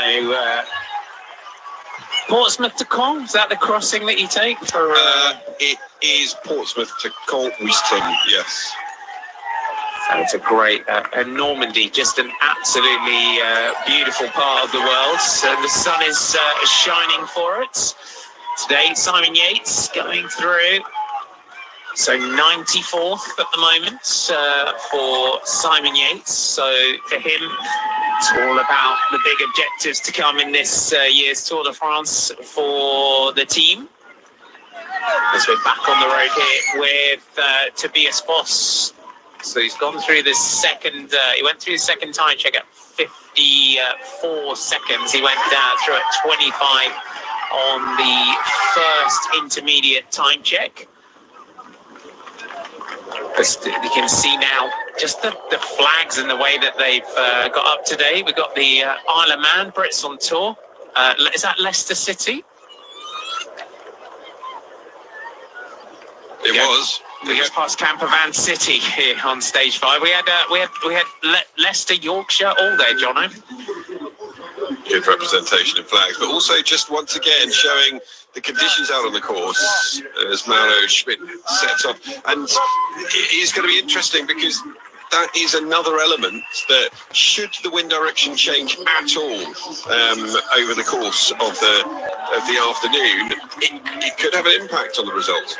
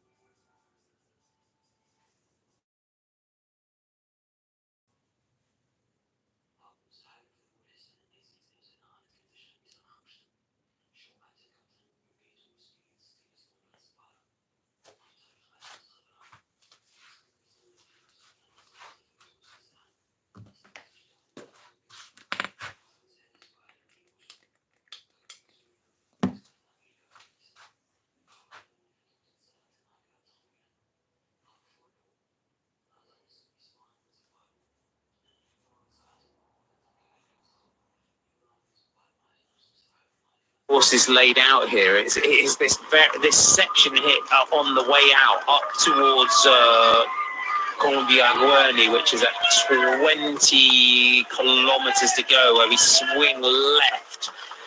There's a little bit of tree cover as well on the way back, so across the top and just on the way back. So it is a fast return back to Caen. Just run you through your various timing points and who we've got where. So at the first intermediate time check, we've still got Luke Platt, the fastest rider through there. Bruno Armorai, Eduardo Bini went through that first time check quickest. At the second one, Luke Platt still there with 18:40. Eduardo Affini, our current leader at the finish, going through their second, even Romeo third. The riders that we're kind of concentrating on out on the course as we go back, we'll take Geraint Thomas, former Tour winner, away from the starts. The Welsh rider, he's on 64 tooth chainring, 11 sprocket at the back for Geraint Thomas.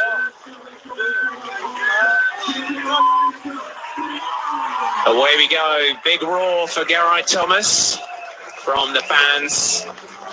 You can tell there are as well. He's a popular rider in France, but there's a lot of British fans out here who've made the journey across to support riders like Geraint.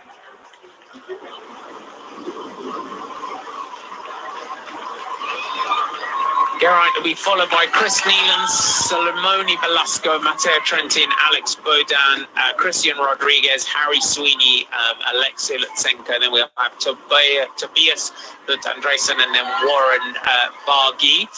Those will be the next riders to get their ride underway. It is still about 37:15, which is the time to beat at the finish. The Norwegian time trial champion Tobias Foss just showing as well his skill on the TT bike in terms of staying tucked in those skis for as long as possible. He has very narrow base bars as well. So we go back to the start gates, start ramps, and you can see that the riders are all got the cooling vests on as well today. And the cooling, so 21 degrees Celsius was the forecast for the temperature, 70 to 71 Fahrenheit, sunny day. And we see that a lot now, the cooling technology and the investment for that and the sports science behind the cooling for the riders.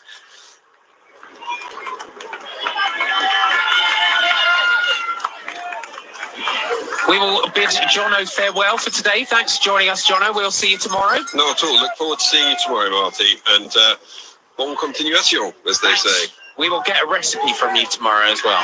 You definitely. I might even double up. You can get both. Cool. Thank you. Cheers.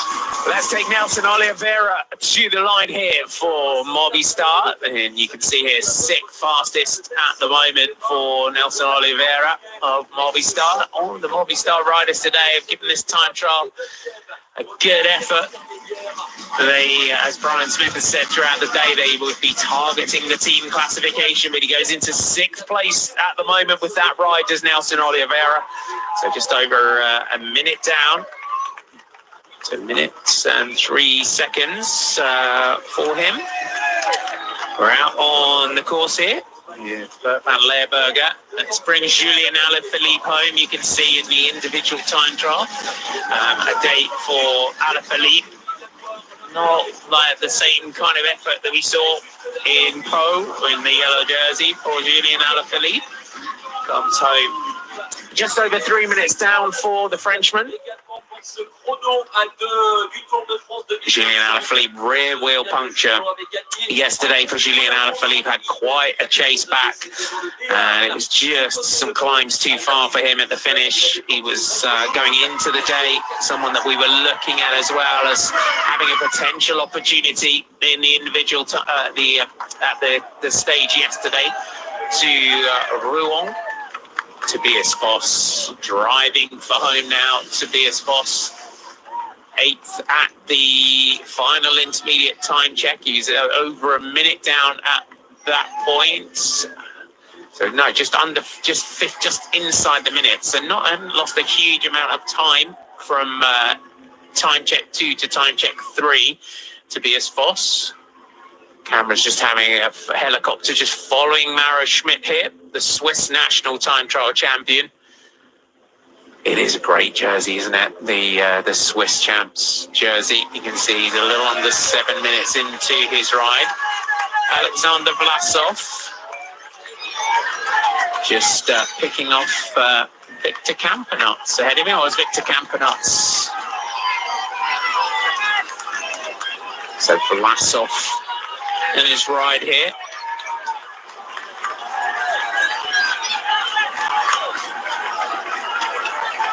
Just passing Victor Campenaerts. Let's bring Tobias Foss home. Really driving for the line here. Corners so well on the TT bike. Does Tobias Foss left to right, and you can see it's going to be around that 50 seconds, but he has held his gap for the last couple of time checks. For Tobias Foss, it has been a fast finish, but it's not going to be fast enough for today as he drives for home. It looks like it's going to be over just around the 50-second mark, that it'll be down at the finish. Just clicks over 52.79 seconds down for Tobias Foss. 38 minutes, 7 seconds for him. Good enough for 6th place at the moment for Tobias Foss. Voici Tobias Foss, ce qui va reléguer désormais Thomas Gachillard et Jonas Ricard en dehors du top 10. So Iwan Kostu and then Victor Campenaerts of Alexander Vlasov will be the next rider to finish after him. But at the moment, that time at the finish, still a leader is Eduardo Affini of this Melissa bike.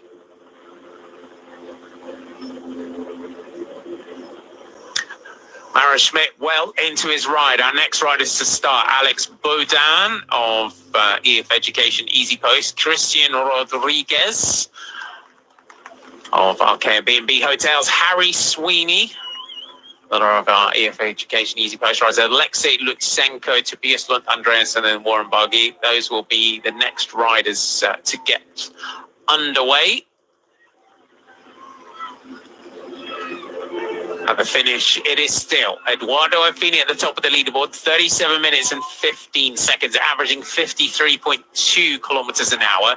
Bruno Amarai of Decathlon AG2 Island Mondial is second, 2.47 seconds down. It was tied for the French national time trial champion. Even Romeo third at 29 seconds.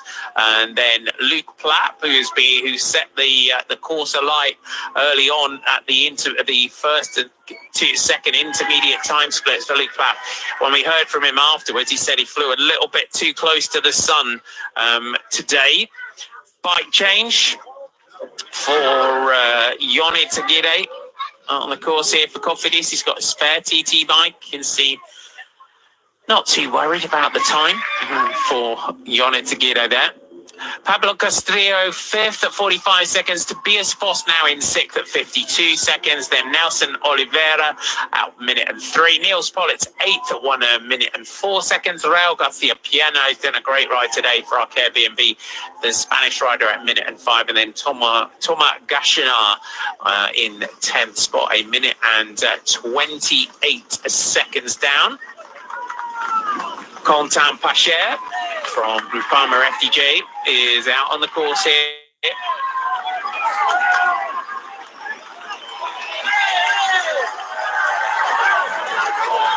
And as you can hear, all of the supporters getting behind their riders. Pacher, 33 years old now. Best performance in the Tour de France. He had a third on stage 2 of last year's Tour de France.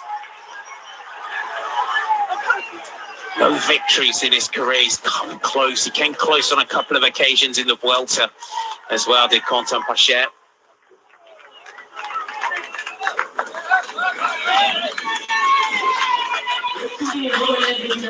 Back to the start gates. Harry Sweeney of EF Education Easy Post. I believe it's Harry Sweeney's birthday today.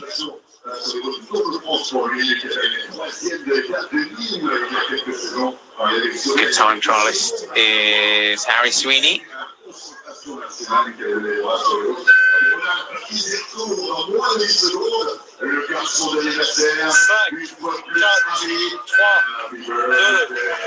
It is Harry Sweeney's birthday. 27 years old today. Happy birthday, Harry Sweeney. Can't imagine anything better to do on your birthday than ride a time trial in the sunshine here in the Tour de France. Stage 5, starting and finishing here in Caen. It is a 33-kilometre individual time trial. Bert van Leerberger, Ivan van Wilder going out on the course here. Ivan van Wilder, 25 years old. 8th overall in general classification in this year's Tour de Suisse. Tim Wellens of UAE Emirates XRG, national road champion. And we've got to say, one of the most entertaining riders in this year's Tour de France, I would say for me, Tim Wellens, in the way he went after the King of the Mountains. His team leader, Tadej Pogacar, though, taking the maximum points on the final climb yesterday, put Tadej back into that King of the Mountains jersey. They're level on points. So Tadej Pogacar, Tim Wellens level with 5 points in the King of the Mountains. Benjamin Thomas is third with 3 points. He came into today as one of the big favourites. We're going to go and hear from Tobias Foss and get his view on the time trial. It's 6th at the moment, just under, I think it's 50 seconds roughly to Affini. How did you feel it went? Quite bad, to be honest. Yeah, I think I opened well and hit where I should have. And yeah, I don't know, maybe it cracked me a bit when I heard I was 28 seconds down on the first one. But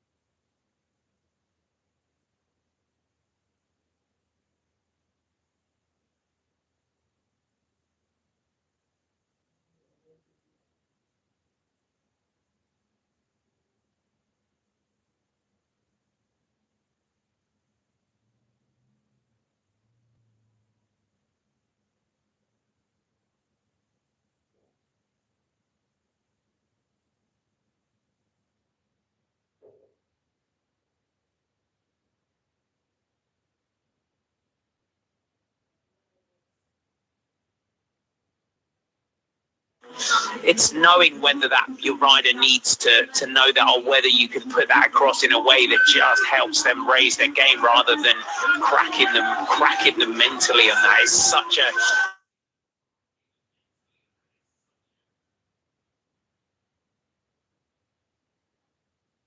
Picnic Postinel, popular rider, is the Frenchman, as you can imagine. 33 years old now, 8 career victories, 2 stage wins in the Tour de France, King of the Mountains back in 2017, twice 10th on the general classification. This is his 11th Tour de France appearance for Warren Barguil. And he was that rider as well when he was coming through his career. And he was that next hope of France. They've waited the years of hurt, the decades of hurt since Bernard Hinault's last Tour de France win, rather. 40 years. Who will be the winner? Warren Barguil shouldered that pressure for a very long time. We're just sketching a glimpse there. Edoardo Affini. It is a long day in the hot seat for the Visma Lease bike rider. You can say he's just giving some encouragement to the fans who are riding with him along the side. Wout van Aert will be going in about 4 minutes time. Let's go though and get the insight of one of their greatest time trialists. The Giant that was written by Jan Ulrich, and the other one is the 2025 model from Jaco Oliva that is previously written in the Tour de France. And if you have a first look, one thing is really obvious, it's the different shape of the fork and the down tube. Here you see a quite big shape, here as well, on the down tube. And if you compare it to here, it's quite slim and also quite slim. The next one is the integration of the cockpit. Here you see a fully integrated cockpit, fully integrated in the head tube. And here you see a head stem that is not really integrated. And also the position that is allowed by the both cockpits is quite different. In this position right here, the hand is way higher than the elbow, and you're allowed with the head to come really down and almost hide your head behind the hands. You close this area and your chest is quite hidden and the air comes around you and you're quite aerodynamically. Compared to this position here, where your hand is quite one line with the elbow, your chest is open, your head is up, and the wind hits you from the front and it's not really aerodynamically. And the really last point that is also really obvious is the integration of the cable routing and also of the button holder. Here the cables are outside. It's a normal button holder as well. And here the cable routing is completely integrated. It comes from the handlebar directly into the frame. And also the button holder and also the bottle is completely designed for the bike. And the bike is even faster with the bottle than without. And if you compare both bikes by 50 km an hour, this bike needs around 30 watts more on power output than this one. So that's an amazing development after the last 20 years. Has indeed. Thank you, Tony. The other real movement for me has been to a lot shorter cranks. And I grew up racing track and a lot of track and individual pursuit events and not being the tall on the road. And from sort of Jan Ulrich's time and back then, a lot of time trialists, especially at the long, taller time trialists, were riding 172.5 millimeter cranks, 175s, 180s as well for really tall riders as well. And now you're seeing this trend that the riders are riding. I mean, Tadej Pogacar, they're saying, is riding 165s today, if my memory serves me correctly. And we're down to really short cranks and really, upping that RPM, that cadence the riders are pedaling at. And even the much taller riders, the riders that are like your Tim Vellens and your Edoardo Affinis that are up there in height are also adopting really much shorter cranks in the time trials as well. Tony Martin, of course, his sort of time trial position as well was those low arms that he had in the way he rode as well, and his position changed and developed over the years as well. And it's the technology that goes into the time trials, into the time trial bikes, the big chain rings, the 64 tooth chain ring, 6411 that a lot of riders are using. And you go back to the start gate here with Wout van Aert, and you get to see that aero helmet that Visma Lease bike have brought in and are using. He's on a 6410, so 64 tooth chain ring at the front, 10 sprockets, so 10 through to 28 sprockets on the back for Wout van Aert. So what will Van Aert do today? Listen to the roar of the crowd as Wout van Aert gets his ride underway. 9 times he's won the stages of the Tour de France, and for Wout van Aert, always a strong time trialist is Wout van Aert. So those 50 career victories that he has had, and if you look back through those 50 career wins, he's had 9 time trial victories in his career, winning stage 20 of the Tour de France in 2021. He also won the stage 20 individual time trial in 2022. He took the national time trial title back in 2023. That was the last time trial victory for Wout van Aert. So he could be up there. He's another rider that we've got to give a nod to today. They are Visma Lease bike are leading in this individual time trial at the finish with Eduardo Affini with a 37.15. So Wout van Aert, we've got to put a little star by the name of Wout van Aert today if he gives it a full go in this individual time trial.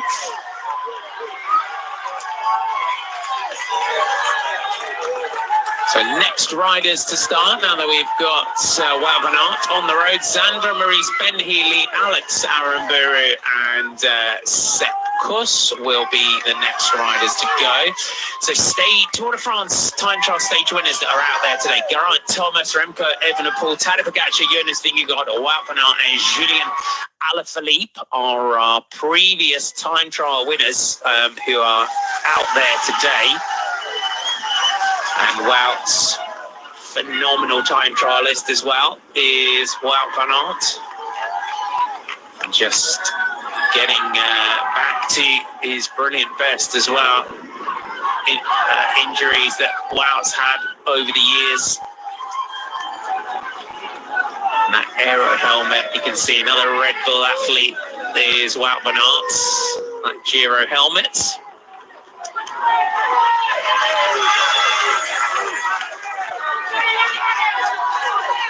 You can see here with the Cervelo time trial bike for Wout.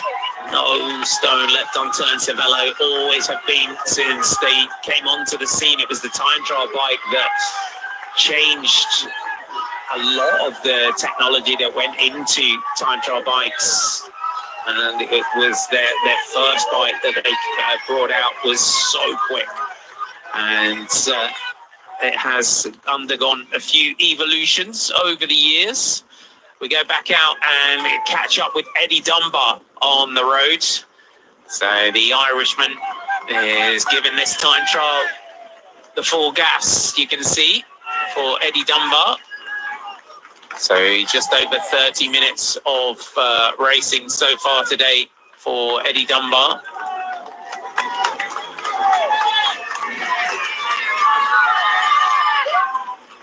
That Dauphiné time trial that we mentioned is up there in that one. He's just caught Quentin Pacher here, starting in front of him. So we'll keep an eye on the intermediate time checks for Eddie Dunbar today.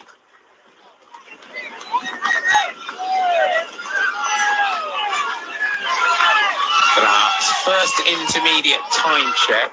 The times so far today have really stood the test of time, you would say, at the first intermediate time check. Luke Plapp still fastest at our first time check, 9 minutes and 40 for Luke Plapp, ahead of Bruno Armorai by 4 seconds. Eduardo Affini, our leader at the finish, third at 7 seconds. We are now getting into some more of our big name time trialists with the likes of Wout van Aert starting here. So we would expect those times and other riders to start appearing at the top of the leaderboard. Second time split was 80 minutes and 40 by Luke Plapp, ahead of Eduardo Affini. Ivan Romeo third through there. Eduardo Affini really blitzed this time trial. You can see now at the finish, it's still Affini 2 seconds ahead of Armorai, with the Romeo third at 29. Luke Plapp at 44. And then Pablo Castrillo fifth at 45 seconds. With Tobias Foss, Nelson Oliveira, Niels Pollitt, Raul Garcia Piena and Thomas Gachina is still our top 10 at the finish. Next riders to start. Sepkus is about to get his ride underway. He will be followed by Nelson Paulus, Alexander de Lettre, Jonathan Narvaez, Ben O'Connor, Steph Kras and Valentin Madouas. Those are our next riders to get underway here today, but one rider we always love hearing from is Victor Campenaerts. Let's hear from him now. Yesterday, you told me that you thought that Tadej Pogacar would be the favorite on this TT head-to-head to Jonas. Now you've been doing the TT yourself. What do you think that still when you come in here? Yeah, not too much change in the fact that there are still no altitude meters in the parcours. But I would say we would expect Tadej to be slightly.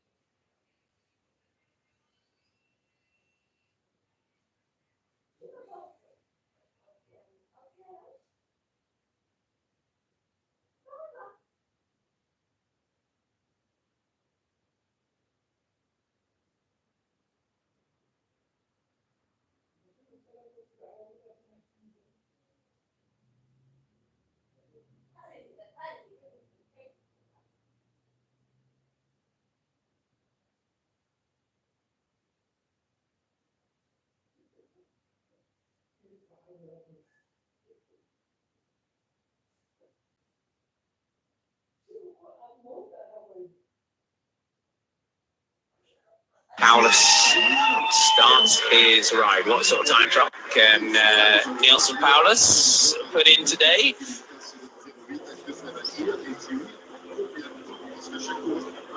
So Warren Barguil and Fred Wright have gone through as well through the intermediate time checks.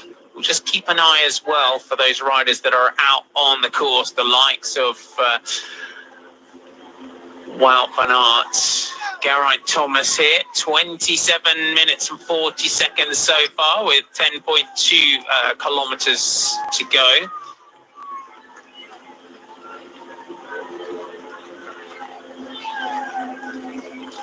So we're getting some drone shots here over Omaha Beach.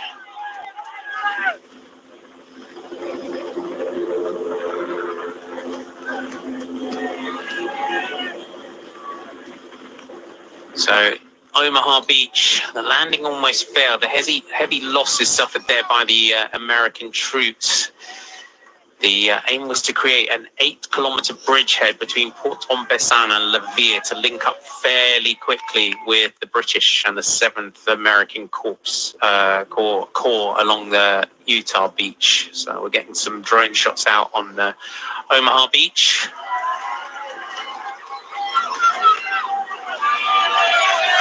Wout van Aert, 9 minutes 15 and counting here for Wout van Aert. Brian, feeling about Wout van Aert today in this individual time trial? Well, we're going to get that check, aren't we? Imminently, because the first checkpoint is coming up. Luke Platt was best there in 9:40, so Wout van Aert not quite there as yet. It's coming up soon, and then we'll get an indication of what that question is. But for me, it doesn't look like he's going full in.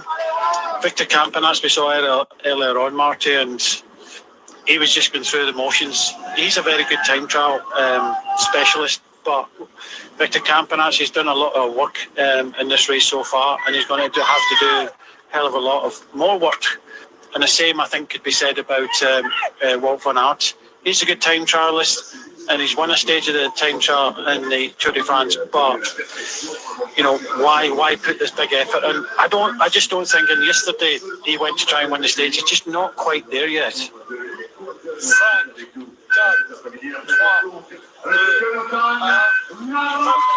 Jonathan Narvaez gets his ride underway. So Wout van Aert's going through the intermediate time check. So he was over the 10 minutes down, over 10 minutes at that point for Wout van Aert. At the first time check, Jonathan Narvaez, he did a phenomenal job yesterday, Narvaez, to help set things up for Tadej Pogačar. I think they all did in their individual way. Tim Wellens, and then we had Almeida towards the end. We say this all the time. It's a team, and a team effort. Just because he was there at the end, he gets all the plaudits. It's the same with Almeida. People saying, "Oh, Almeida could have won that." He needs riders every step of the way, and Tim Wellens was already riding. Sivakov was riding before, so it's the plan is this rider to be at the front at this certain time, and you use your riders accordingly. And I think every one of them done their job, and it's very difficult to single that one person out. But if you want to single that one person out, it has to be maybe Narvaez up to the attack, or in the finish Almeida. Indeed. Ben O'Connor gets his ride underway. He lost a bit of time yesterday. Ben O'Connor sits 29th at 2 minutes and 36 seconds for Ben O'Connor. It does seem like that crash on day one really has kind of knocked the stuffing out of Ben O'Connor early on, because you never know how a crash in the way he came down is going to affect you. That crash, and I think other things, he struggled, I would say, for a considerable amount of time to get back to the form he has of old. So I don't know if it's psychological or what it is. As he changed his training, he's just not there.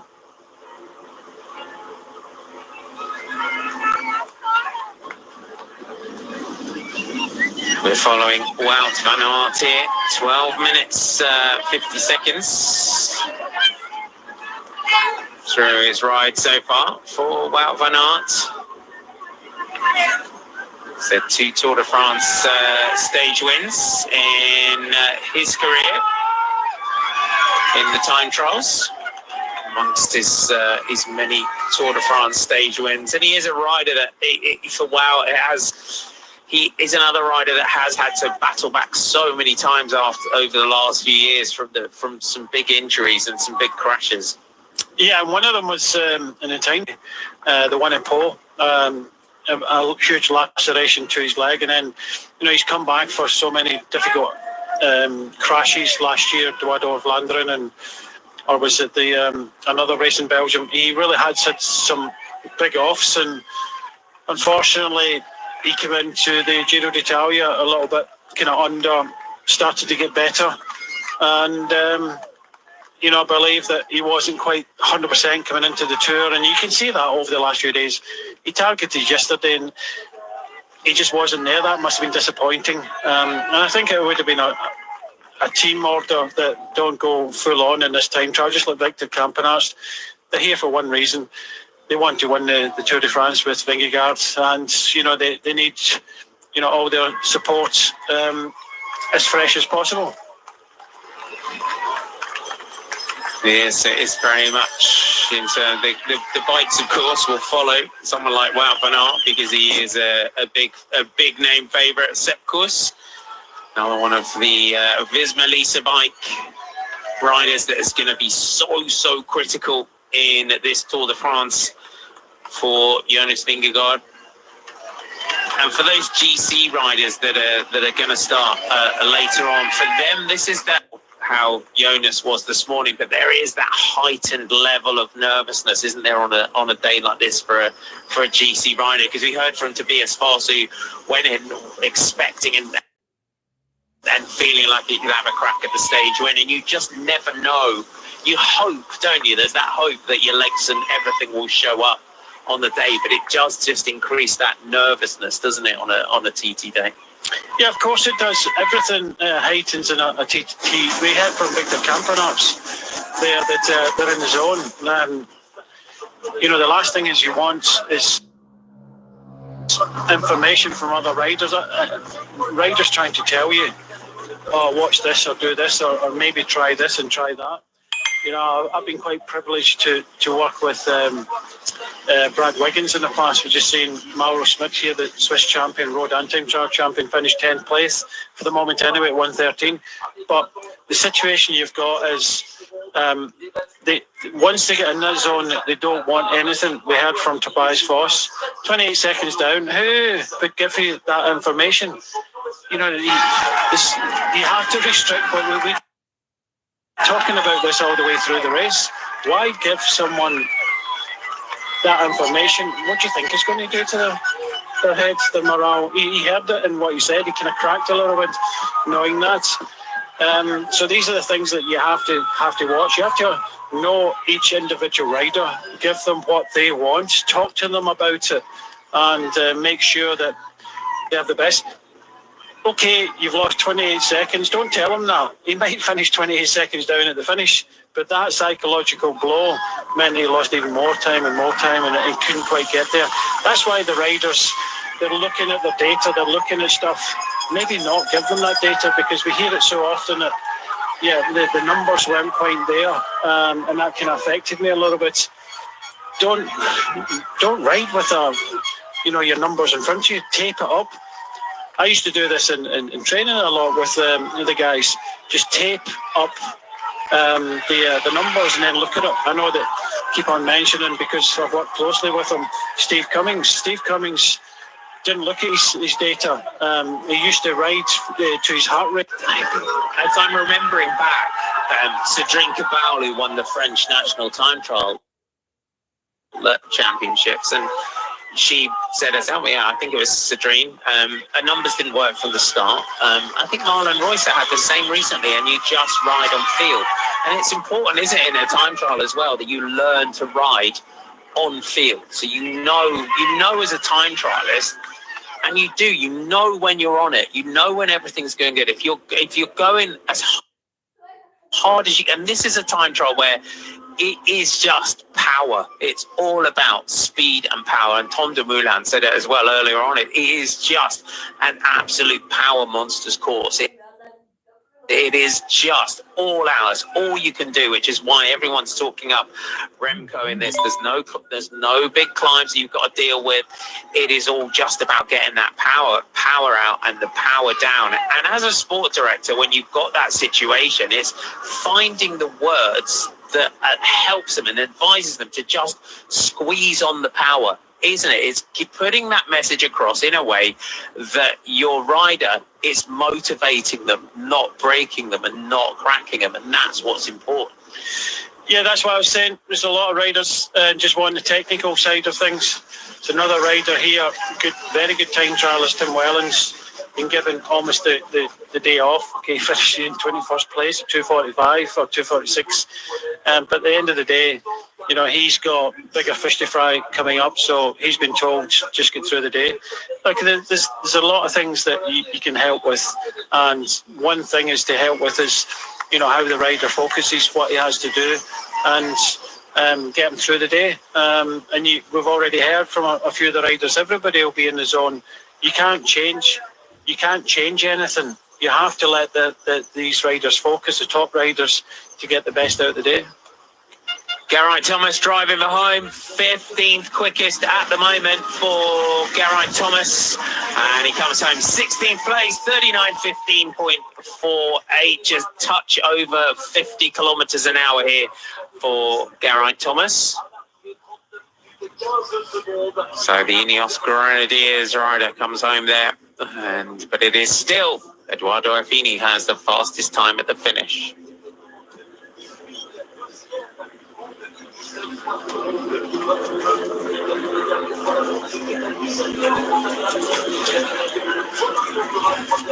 So looking at our next rider start, Dylan Turns will be the next rider to get things underway, followed by Jack Hay, Carlos Rodriguez, Jordan Gigat, Florian Lipovic, Felix Gar, Jenna Burkmose, Santiago Buitrago, Guillaume Martin, Joe Blackmore, and Mark Hirschi, and then Primoz Roglic will go at about 36 minutes past the hour, and then we will really get into the next group of riders and our general classification favourites for this year's Tour de France. But the time standing the test of time today is European time trial champion Edoardo Affini, who still holds that fastest time at the finish, 37 minutes and 15 seconds for Edoardo Affini, ahead of Bruno Armorai and Ivan Romeo. So Ivan Romeo, one of our very early starters today in this individual time trial. So Romeo was the 8th rider to start today, and he's still up there in 3rd quickest at the moment. Wout van Aert going through here in 112th place. So 2 minutes 47 down for Wout van Aert at the moment, so averaging 45.8 kilometers an hour. So clearly Wout van Aert just going through the motions in today's individual time trial. I've been joined in the commentary box by Carlton Kirby. He's just coming to join me for a little while. Wout van Aert, clearly here they come in. He's always going to be a big favourite for the time trial, but for this time trial, he's got a big job to do in this Tour de France. We've seen so much of this, haven't we, Martin? You know, it's strange how where the time trial comes as well within this Tour de France. And I think as well, partially because we've got 10 days of racing, Martin, as Carlos Rodriguez just comes to take off the start round. Partially because of having 10 days of racing. It's not that they've given us a benign start, but I think it's been an unexpected.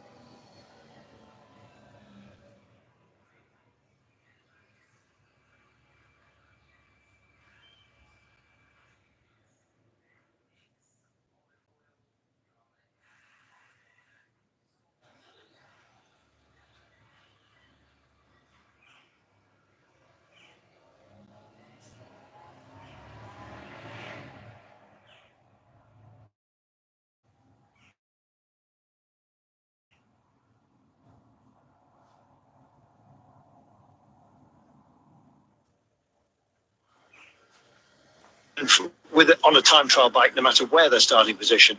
But equally, see some great time trialists who, quite frankly, Marty, they've got other duties in this race. Yeah, and you've got to think about that. And because we're sitting here on stage 5, it's playing that long game as well. And sometimes when we do get a time trial in we'll just take Florian Leipowitz off the start ramp here. For we do get a time trial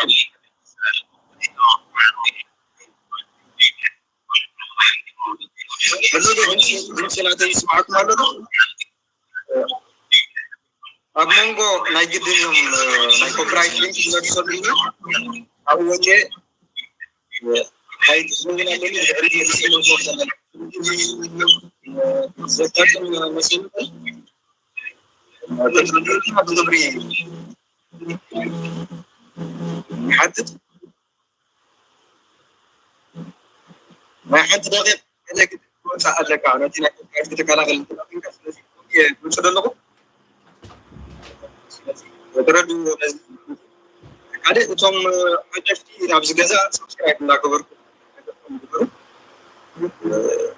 ሊንክ ጠጠው ክብል ከሎ ናይ ሓንቲ ደቂቕ እያ ብዙሕ ኣይትውፅኡ ወፂኻ ትመልሰኩም እየ ማለት ወፂኻ እንተደይ ኣጭኻ ዳይሬክትሊ ናይ ኮፕራይት ስለዝፀብልካ ቶታሊ ኣጥፍኻ ተቕልሎ ማለት እዩ ከምዚ ኢና ክንሪኦ ማለት እዩ ከምዚ እንተደይ ኮይኑ እተን ፍቅናያ ቻነላት ከምዚ ዝረኣኹመን እጅን ምርኣናየን ነርና ማለት እዩ ሰለፈልኩም ስለዝገጥመን እየን ክሳብ ምዕሳብ እውን ስለዘሎ ካብ ላይቭ ስትሪም ተሓዲና ኣለዋ ስለዚ ንደጋገፍ ዓቕምና ንክልዕን ከምዚ እናገበርና ክንሪኢና ማለት እዩ የቀን And he suddenly learned to ride a time trial bike last year.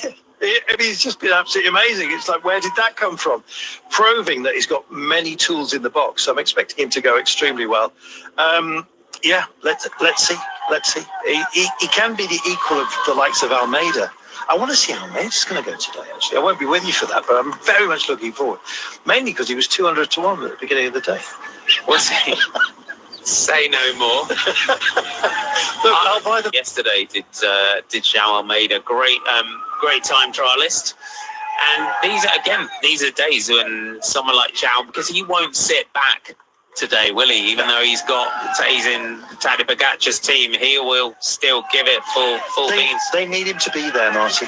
He has to go well because, well, we've seen Mikel happen to anyone. Look what happened to Landa last time out in the Giro. You've got to have some insurance, and I've got to say that João Almeida is exactly that. Rodriguez finishing there for our B&B Hotel, so good enough for 20th place. Just enjoying the GC or the stage today. Just enjoying the atmosphere. Yeah, well, so am I, actually.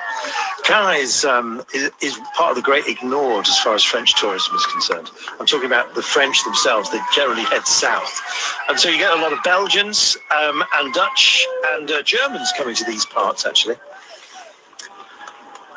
With Wabinar out on the course, I believe Matt Stevens has found a special bike. Let's go and see what Tadej Pogacar's rocking today. What you are looking at right here is the TT rig, the TT bike of the Tour de France champion Tadej Pogacar. It's a Colnago TT1. Let's take a closer look. Right, we're going to get up close and personal with this TT bike. Now, the bit, obviously, solid disc at the back, deep sections at the front. We're running Envies here. Now, there's been a lot of talk about the crank length that Tadej Pogacar uses in bike races. So just to clarify what he's going to be using in the TT, we've got 160mm cranks, which is very short by anybody's standards, but it is becoming a little bit of a trend. From a gearing perspective, he's running a single chainring up front, 62 teeth on here, and the ratios at the back, actually running a Shimano. Ratios at the back here, 11. That's the largest gear, so 6211 maximum gear, and a 30 up the back of the block. But on a course like this, gently undulating, you won't be using that is for sure. Couple of nice little details, personalised setup at the top to get himself.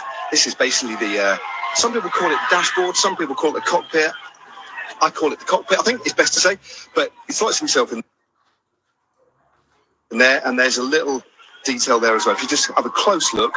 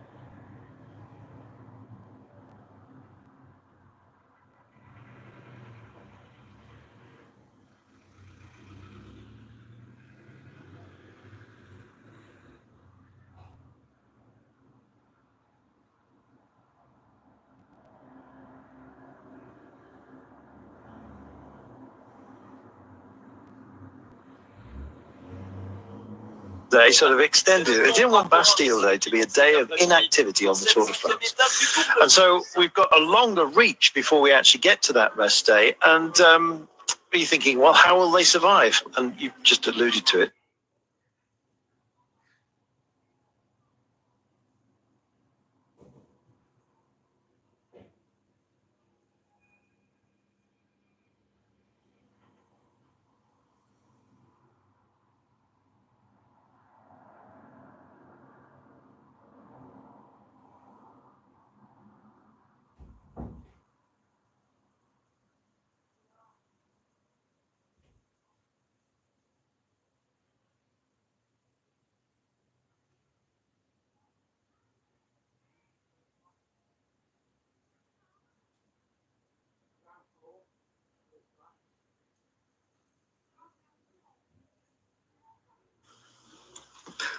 ኣለና ዶ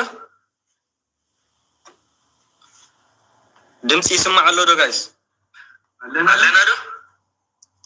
ኣለና ዶ ድምፂ ይስማዕ ኣሎ ዶ ጋይስ ኦኬ ኣብ መንጎ ናይ ግድን ከምዚ ድብለኩም ደለኹ መሰናኸላት ከጋጥም ከሎ ከም ብሓድሽ ሊንክ ክጥቀም ምክንያቱ ከዓፁኒ ብዙሕ ስለ ሊንክ ድሰደለይ ነቲ ናይ ኮፒራይት ነዚ ከዓ ክንፃወሮ ክንክእል ኣለና ክነደጋገፍ ኣለና ማለት ናይ ተፃዋርነት ዓቕምና ምክንያቱ ከምኡ እንተደይከውን ነይሩ ከምዚ ዝበልኩኹም ካልኦት ቻናላት ከፊተን ምራእኹም ናብ እንኬትኩም ክትሪእውን ብዙሕ ዕድል ነይሩ ማለት እዩ ሶ ክሳብ ናይ ቻናል ምዕፃው ተኽእሎ ኣሎ ኣማራፂ ይብልናን ግን ብከምዚ መንፅር ክሳብ ናይ ቻናል ምዕፃው ተኽእሎ ኣሎ ኤረር ኣማራፂ ይብልናን ግን ብከምዚ መንፅር ሶ ብዝከኣለና ብከምዚ መኸልፋት እንዳገበሩልና ክንርኢ ክንግደድ ኢና ማለት እዩ እቶም ትርድእዎ ይኹም ብዙሓት ክትርድእዎም ትኽእሉ ግምት ኣለኒ ገለገለ ሰባት ግን ከምዚ ካባና ኣሽሙ ንገብሮ ዘለና ባዕልና ዝመስለኩም እውን ኣይትሰኣኑን ኢኹም እዚ ቪድዮ ምስ ወደአ ድሕሪ ሓደ ደቂቕ ከይፀናሕኩ ግድን ክድምስሶ ክኽእል ኣለኒ ምክንያቱ እቲ ናይ ኮፒራይት እታ ቻነል ብቐጥታ ክዓፅዋ እውን ይኽእሉ እዮም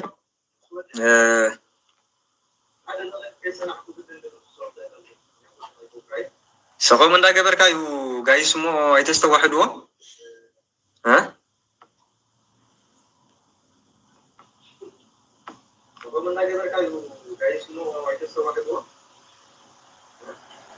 ነደጋገፍ ብሰብስክራይብ ብሓሳባት ብተፀዋርነት ከምዚ ክንብል ከለና ኣብቲ ኮመንት ኣብኡ ከነዕልል ንኽእል ኢና ክሳብ ዝኾነ ምትዕርራያት ንገብር ምክንያቱ ቀሊል ኣይኮነን እዚ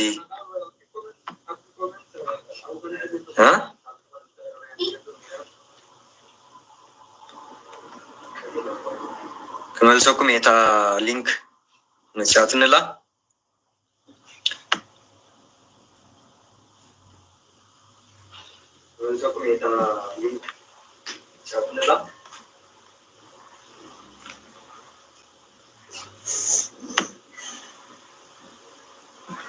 let's support guys yo let's support guys okay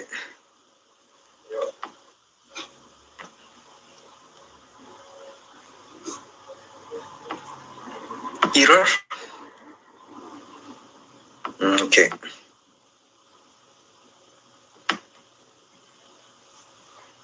error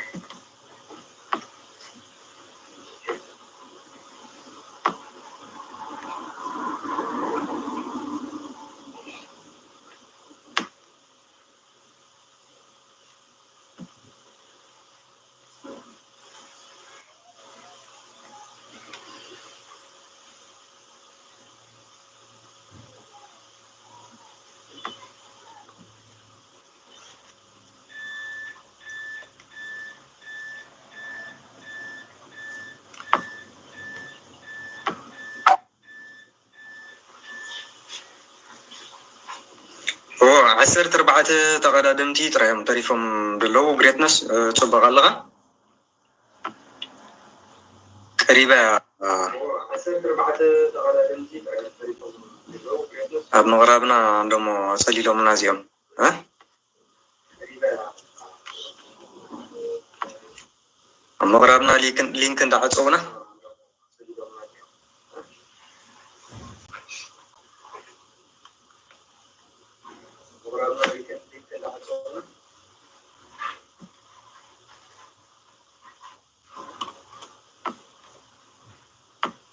hopefully يتصرح لنا حجي والشايزة